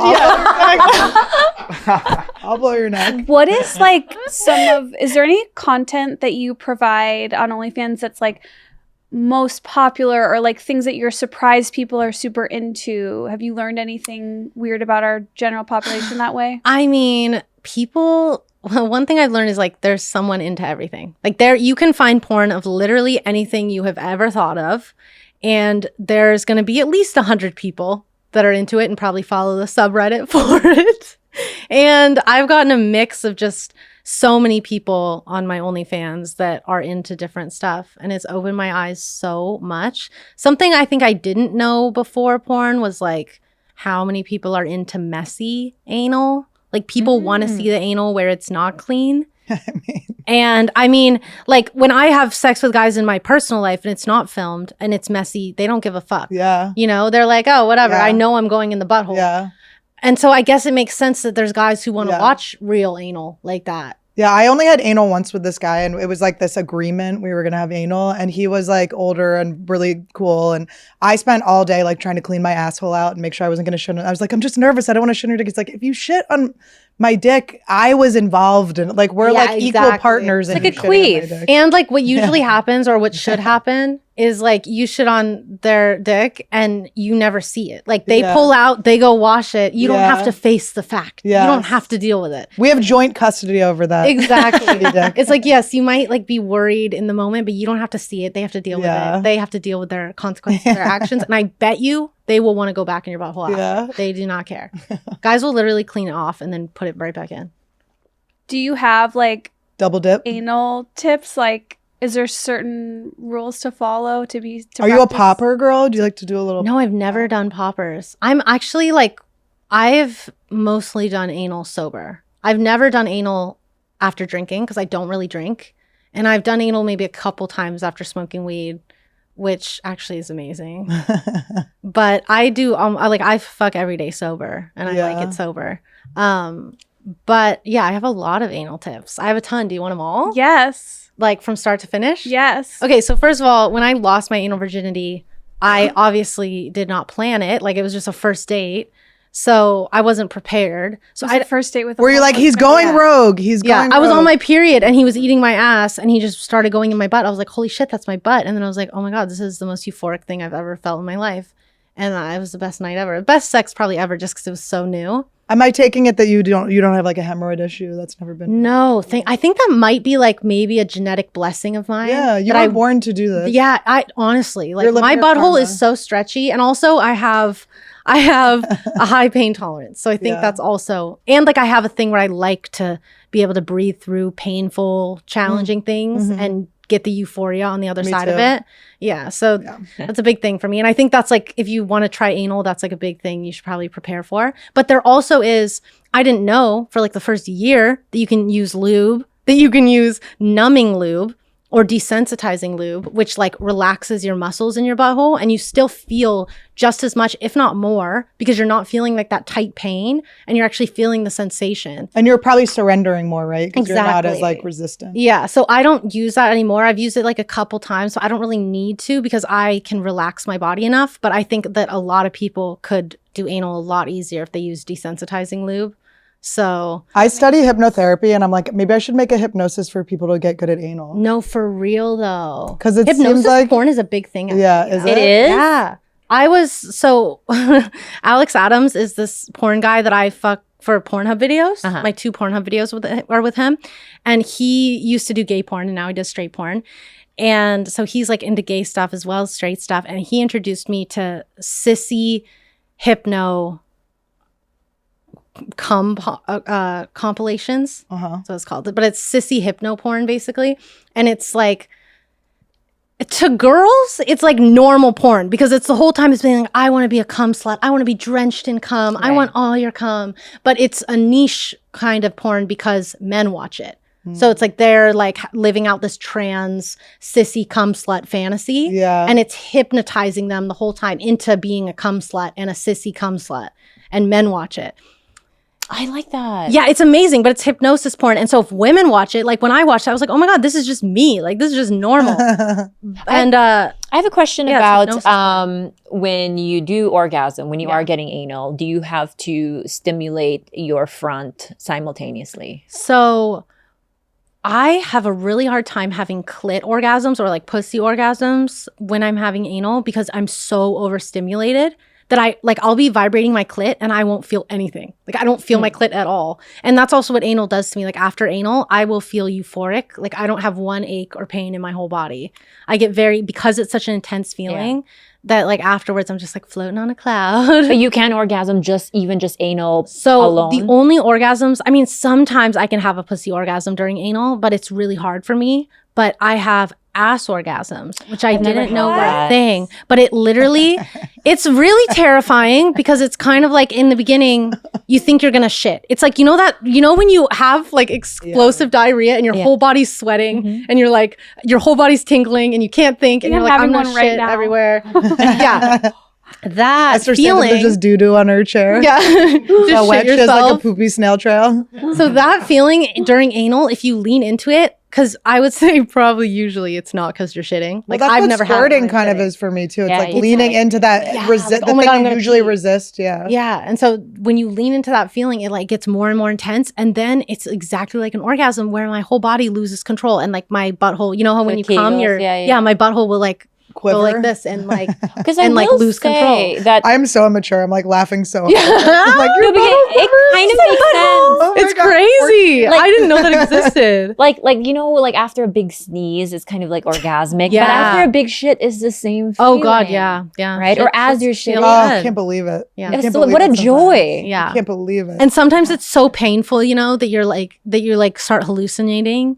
So if it's you're not a psychological orgasm. It's a real physical ass orgasm. you're Yeah, having. I think because it's like, it's such a physical feeling. Like my whole body basically loses control right before that. And I'm like, oh my God, I almost feel like sometimes I almost feel like I'm going to throw up. Like my whole body feels crazy. It's like and an then it excess releases of, and it's like- like, oh my God, it's amazing. Do you like colonics?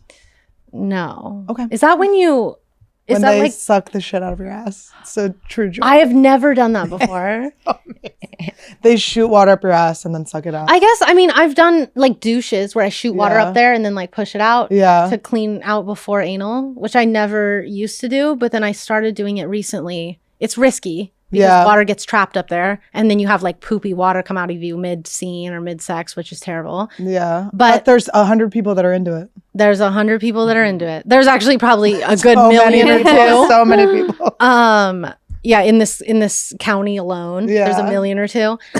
But recently I've been filming with a lot of girls and we've been doing anal content together for the first time. Like I normally only do anal with a guy. And so then we're doing like ass to mouth and stuff and we're putting dildos in our butts and their mouths. And I want, like, it's nice if my butthole's actually clean. Yeah. Like I wash out like even if it's clean, you want to make sure there's not like certain bacteria and stuff. Yeah. Like You strep, can't see. right? Yeah, exactly. Strep B. Exactly. Strep Group I mean, B. maybe that's why you Yeah. feel like you're about to throw up. Strep B is hardcore. I mean, Yeah. that's been something that I always worry about when I've eaten a guy's ass. Yeah. It's just like, Especially because some of the I guys feel that seen like you. girls, exactly, because the girls, like I feel like really tend to our lady bits really Yeah. well.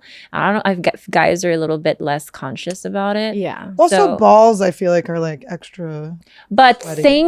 thankfully, every asshole I've eaten has been like pristine condition. That's so Thankfully. And I always feel like really respected in that moment. I've honestly, I've never gotten strep from eating ass, which is, But it's a God. risk. It's a risk. And actually, I realize now, so I got strep like 5 times in a row in the last 2 years. And In 2 I years, thought- 5 times. yeah, it was really bad. And so I thought that it was from ass to mouth, like when, because there were a few times like a girl would pull out a shitty butt plug and I would put it in my mouth. Right. And so, but what I actually, after going to a lot of doctors about this, what I figured out is one, probably 50% of people, give or take, carry Strep Group B in their vaginas, Mhm. on their skin, Right, just yeah. anywhere, harmlessly. It's not like an Yeah. STD or anything. It's just there. You don't notice it. And I'm hypersensitive to it. And the first time I got introduced to Strep Group B was when I worked with this other girl and I put her shitty butt plug in my mouth and she had it, in her colon, which is where it is Right. in most people. How did you know? Did you? Well, because I got strep. And Right. I got really sick, like a Yeah. fever, like super, super sick. And they tested me for strep, normal strep, which is group A, and I didn't have it. And they did way more tests, found out it was strep group B, which is like, oh, you've been in contact with the intestinal tract. Oh, I was like, yeah, I do eat ass a lot. And so then I thought that's what it was from. But then I started getting it just randomly. And then the last time, I didn't do anything related to a butthole. I just worked with a new girl and a new guy at the same time, and I got strep after. And so then that's when I started going to a doctor, like, why am I getting recurrent strep? And it's because I probably have to get my tonsils out if it happens again, but basically my body is just hypersensitive to that. So even if I am with a new person and kiss them and they carry Strep Group B just on their skin or a girl in their vagina, like I will get a strep infection from it. That makes Which is sense. not Yeah. most people don't get that and like they haven't ever dealt with that Yeah. before, but for some reason I'm just like hypersensitive to it. That's But yeah, I did think it was always from like eating ass or Right, ass to right. mouth, but it could be just as well from a vagina or anything. So I had to have Drew take antibiotics because I think I was like getting it from him just being on his skin. 'cause Yeah. he got it from me. And now I haven't had it in a while. Now, okay, you're successful, you're horny, you're young. We've talked a lot about sex. You clearly you kind of have made it financially on your own. What do you do in your what do you do for fun, like that's not sex? Because now sex is connected to work sometimes. Like, Yeah. I don't know, like what's your fun times? I read a lot. I love to read. I run. Well, I broke my toe last month, so I haven't been running. Esther. I broke my toe right the day before I flew to Japan, so I had to go to Japan in a wheelchair. It was a big moment for You me. and me, baby. Sucks. Broken toes suck. Yeah, I haven't So been able to funny run get in a pushed around month. in a wheelchair. And I'm like, I'm going a little bit insane. But I should be able to run like starting next week again. Good. Esther, why don't you give I'm her a some big tips runner. about broken toes? Yeah. Well, what it sounds what like do you you're do? through the hardest part. Yeah. I don't know if I have tips, but I will just. It's so much harder than you think. You don't think you need that. People toe. are like, stop being a pussy. no, Like, you can walk. And I literally couldn't walk. I think for it so sent long. me into like one of my bigger depressions in life. Yes. Yeah, I think it's why I had to go on Lexapro because I Maybe couldn't. we're both on Lexapro too. Yeah, We have way too many similarities. Which toe? Oh my God. So it's this one right here. that was the one I broke. Really? Okay, so this it still looks a little wonky because when I looked down at it after stubbing it, my nail, it had flipped like this. So my nail was facing sideways. Oh no. And it's still a little bit sideways. because I broke it and dislocated it at the same time. So they had to pop it back into place, which was terrible. And then they had to like align it. And Is this Esther's wiki feet? Yep. Oh God.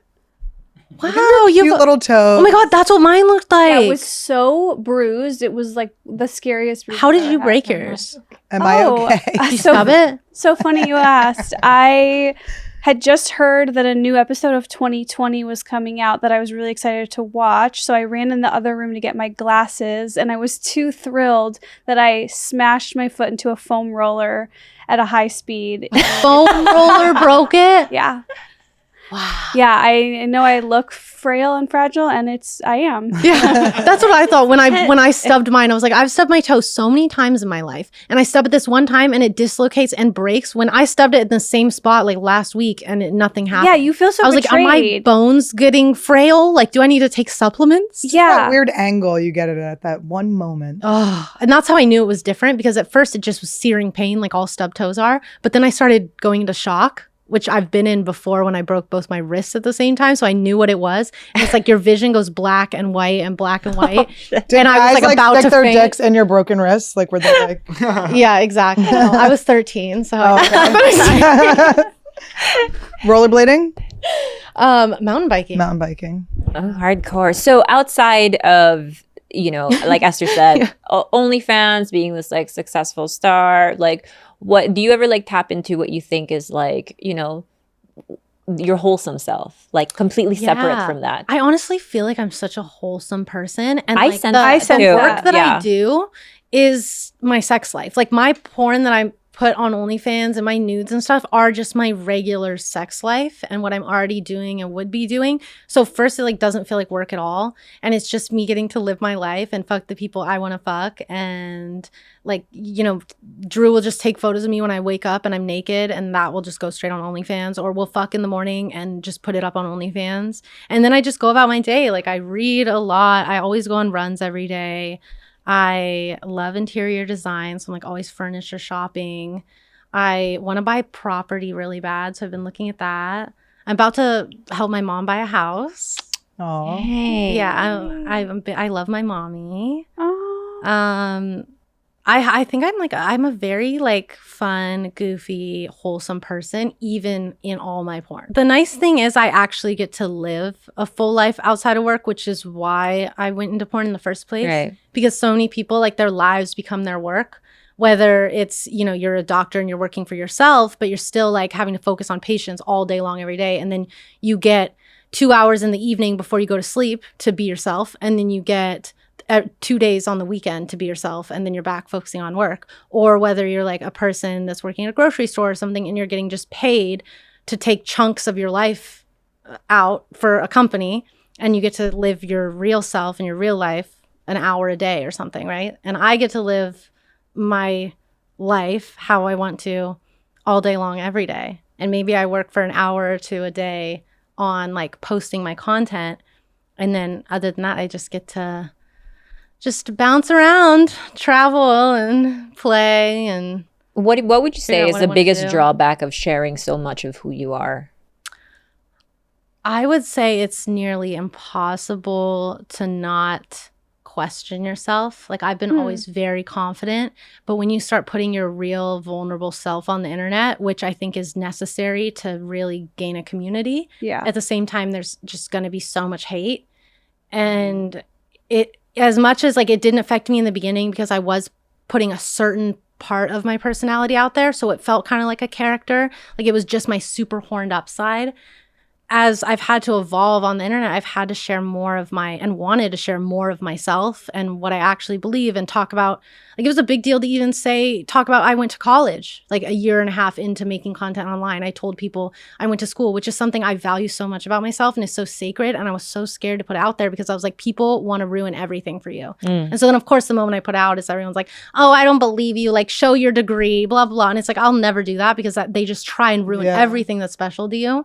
And so I've had to learn to, not read comments and like get over that. But it's a lot easier in the beginning, I think. And then as it goes on with time and your job and your content becomes so personal to you and you're sharing such personal stuff, it's really hard to see so much criticism and hate all the time. And like, That's definitely. That's definitely. I think we could drawback. probably all relate Yeah, to I was that. gonna say that's Especially, universal. yeah. If you're And it's like, this is my punishment, like for going into this amazing job and doing all this. Like the one thing is like, I have to be perceived by people, and you can't control how you're perceived by people. Yeah, maybe that is the healthy way to look at it too. I always try to think of it as this, there is this balance. Like we get to do this like amazing thing, you know, and be ourselves and all that stuff. So maybe that the counterbalance is that there's just going to be this. And in the beginning, criticism. I looked at it smarter. I looked at it more like a business person, whereas now it's like, oh, I share these things and I just get my feelings hurt. Yeah. But in the beginning, I was like, the more hate I get on videos, like this was a scientific fact, the more hate I get on the videos, the more they blow up and the more money I make.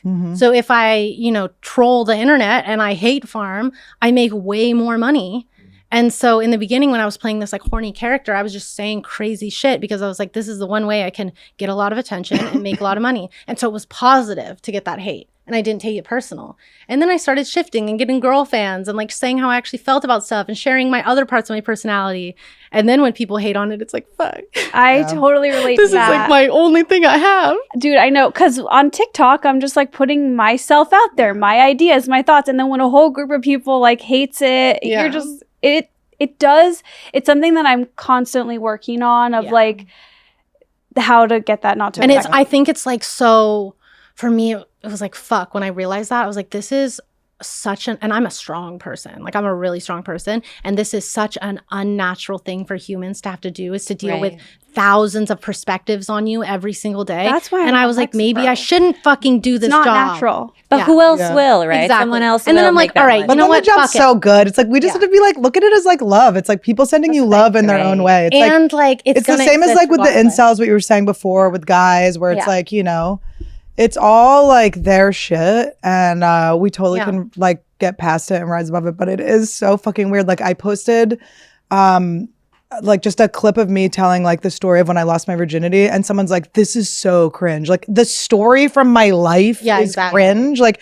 how could just an experience in my life be cringe? Exactly. And the thing is too, it feels like something I have to deal with because I'm making content, but it's actually something that every single person in the world deals with, because there's always people that aren't going to be happy with you. You might go to school to do something that your parents think is good, like the right career, but there's going to be a ton of other people that hate that job. Like even my mom, her next door neighbor, hates doctors. So my mom tells her she's a doctor. She's like, oh my God, you're part of the complex. Like you're the problem of the world. I'm like, even if you're a doctor, people hate you. Even if you're the president of the United States, you have a lot of haters. Like no matter what you do in life, no, not everyone will love you. There will be a subreddit, once again, that hates on you nonstop. Except my dream job is to be a FedEx delivery guy.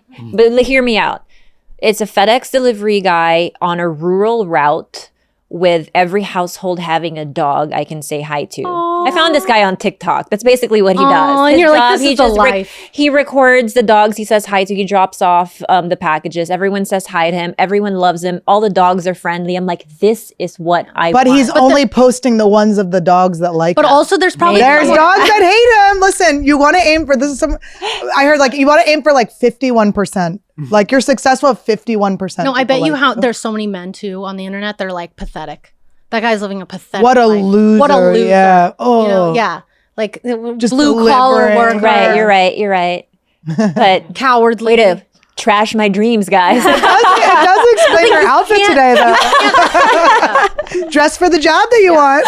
Honestly, it sounds like a beautiful job. And it sounds even more beautiful if he didn't have TikTok and he just did it. Exactly. Like, those are the people that live the nicest lives, when they live in their little bubble where they don't have haters. They don't know they have haters, because they do. But if you think about the people that are like, I mean, I don't know who is, but if you're like loved by everyone, you suck, probably. That's the thing, is like, if you're loved by nothing. everybody, you're not pushing hard enough, and you're probably not going to get like a really big profitable career, because like the shit that blows up, and this was before the internet too, but it's especially true on the internet, has hate. Like hate is way more powerful than love. Yeah. So shit goes viral because so many people hate comment. People don't love comment nearly as much as they hate comment.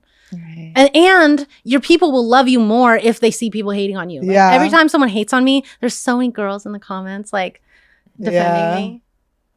I love it. It creates some real ones. I know, it's so interesting when you get the girl, when you're like, this, you could get girl followers. And this is what I tell. Oh my God, like you guys are so nice. I love It just girls. happened to Girls me, on the too. internet are wonderful. I know. I have never been more bullied on the internet than when I started getting girl fans. Oh, really? Like men will just be like L, slut, fatherless, but secretly they're like hot, Yeah. Women are like, they will tear apart every part of your being. They will either support you. Is it the or they will Christian tear thought you of apart. women? It will be anyone. Pinterest women? It will be anyone. Like literally any type of girl. Like will just, if they don't agree with you or they're threatened by you. Especially, I think porn girls experience this a lot because I think a lot of women are intimidated by girls that do porn and feel like they Taking their husbands they're, away? yeah, they're insecure about their own sexuality or something, and they feel like we're stealing their prospects.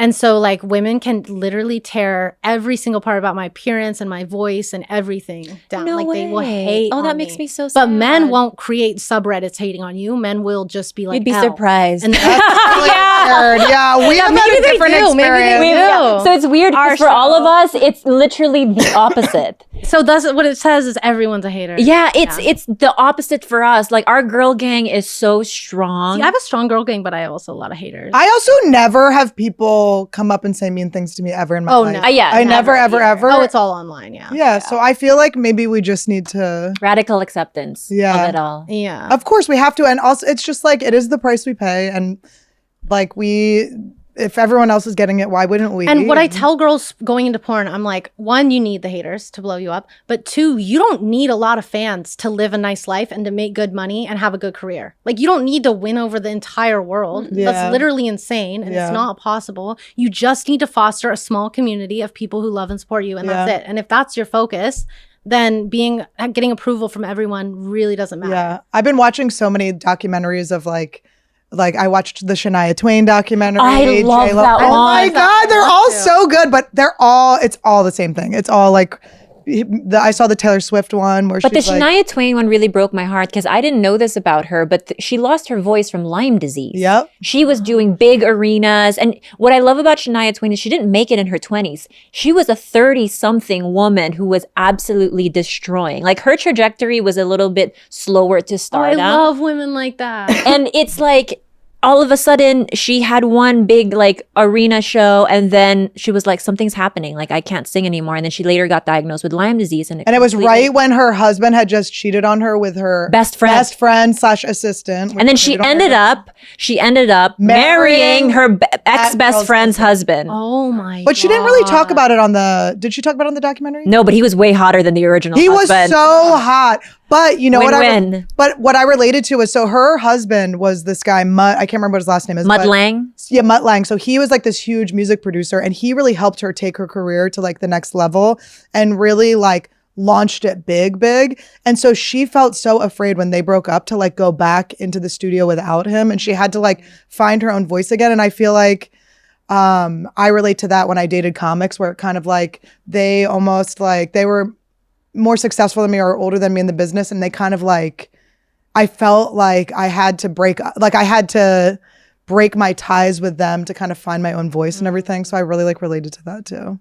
That's so beautiful. It was so cute. I'm gonna watch that. I know, I need to love watch her. it too. Really It sounds so inspiring. good. She's so pretty. I just love her. She was And the great. other one you guys have to watch is Tina Turner's documentary I haven't on watched it. I'm HBO. so excited. So freaking good, because not only was she a black woman in her 50s, but she wanted to sing rock and roll. She was a freaking rock star. So her career she didn't make it in America first. She made it in the UK first because the UK was very accepting of this, of just rock and roll in general. They didn't care if she was like a middle-aged black woman. What a badass. Dude, fucking the most badass ever.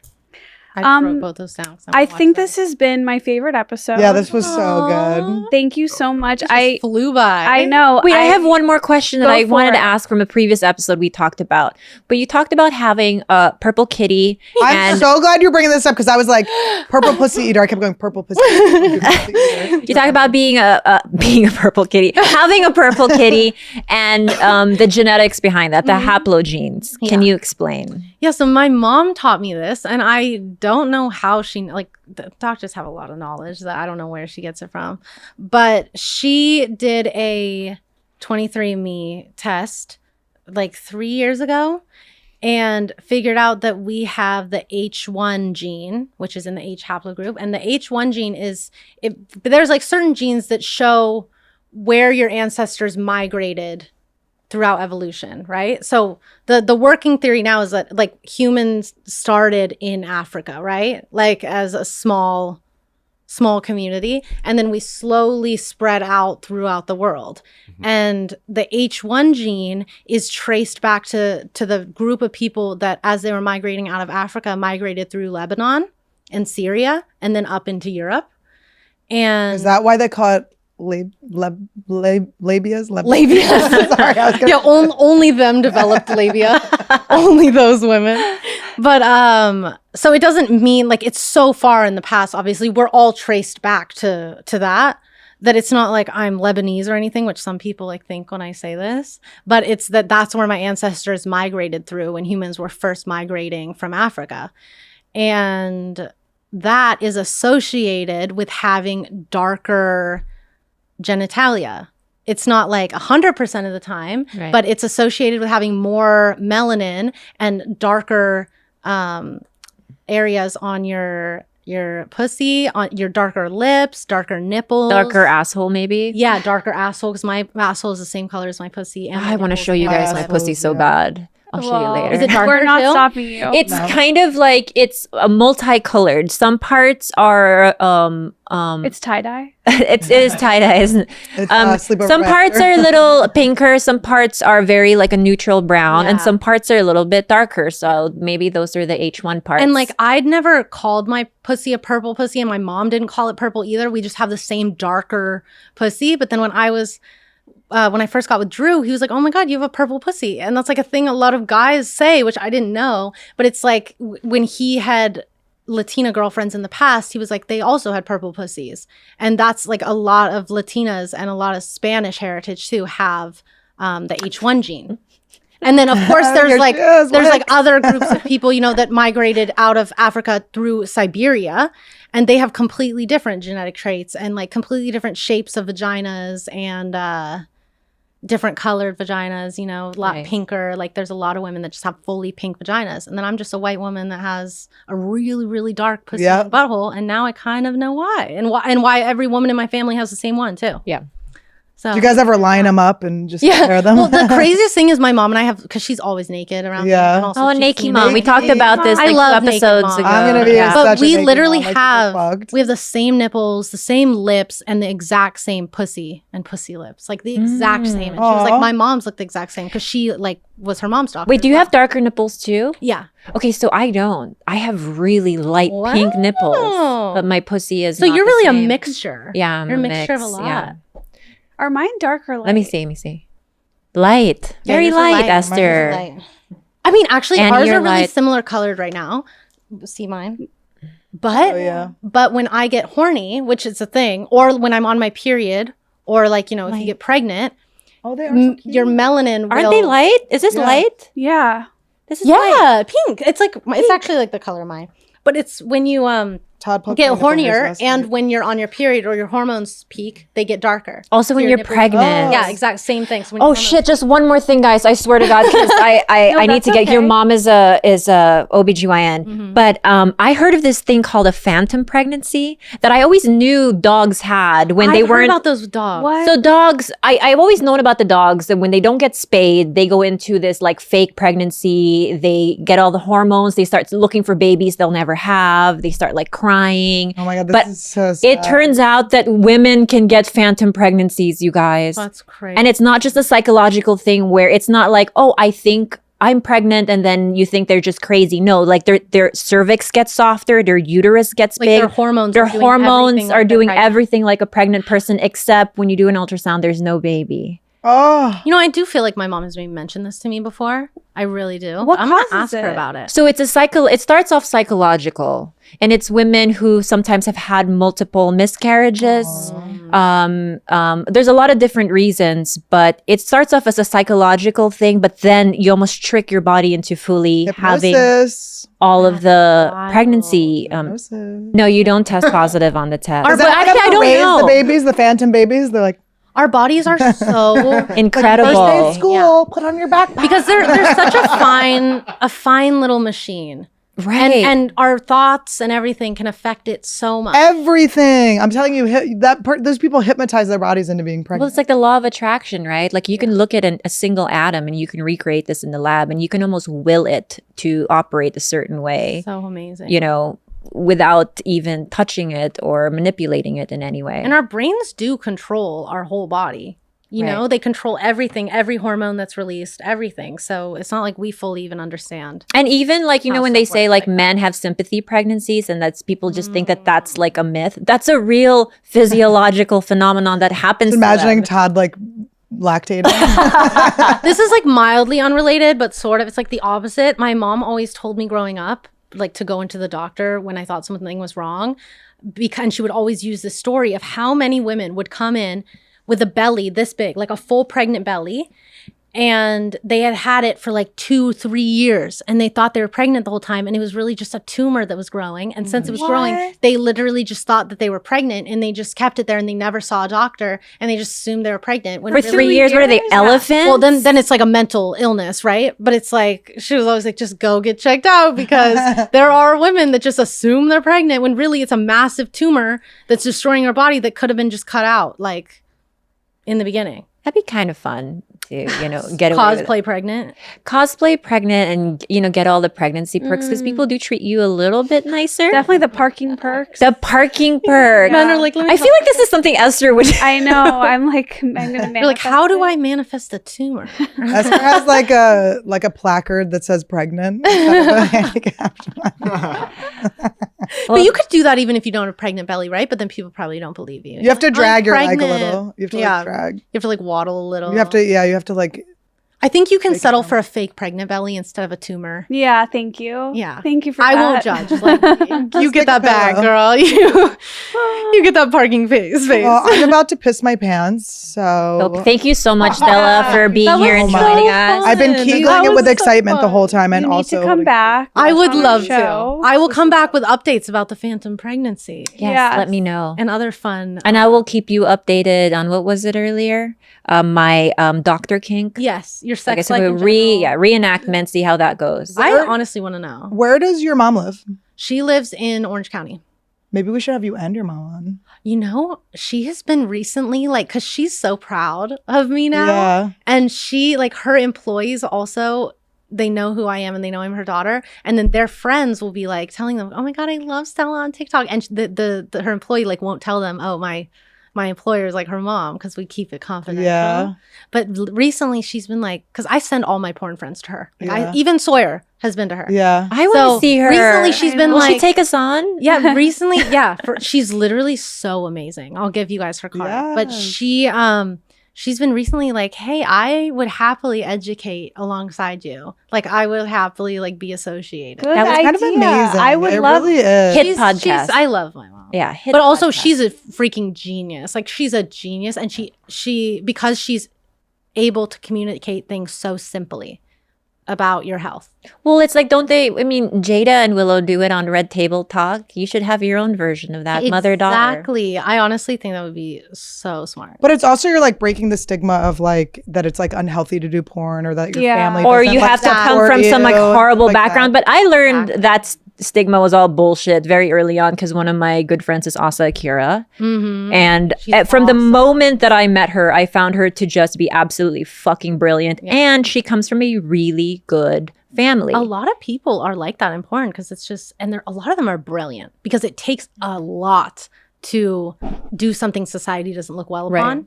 It takes a lot of courage to do that. I have to say I learned a lot about business from my friendship with Brie Olson. She is a smart bitch. Yeah. Are all our mentors porn stars Yes. then? Wow. Moving forward, especially. Yeah. Yeah, porn girls, they are like, they're ballsy. Well, And they run their own please businesses. tell your mom she is open. There's an open invitation. That for would her be really cool. I'm on gonna tell Trash her that. Tuesday. Yeah. If she's ready to face the world. We're ready for her. We will be showing her. I'm going to show her this. She's going to love it so much. Immediately be spread leg. Yeah. Like, can you tell me, do I look normal? What part of me is H1 again? Usually when we had Dr. Drew on, we were like, ah! Like when we get a doctor and we go nuts. Yeah, my mom is the best. You guys, thank you so much for listening, and definitely check out Stella's work. I know I will be doing that with my... Never mind. You pretending that you have it. Yeah. This part. With my hands, I will be checking it out. And we'll see you guys next week. Thank you, Stella. Bye, Thank guys. you. Thank you.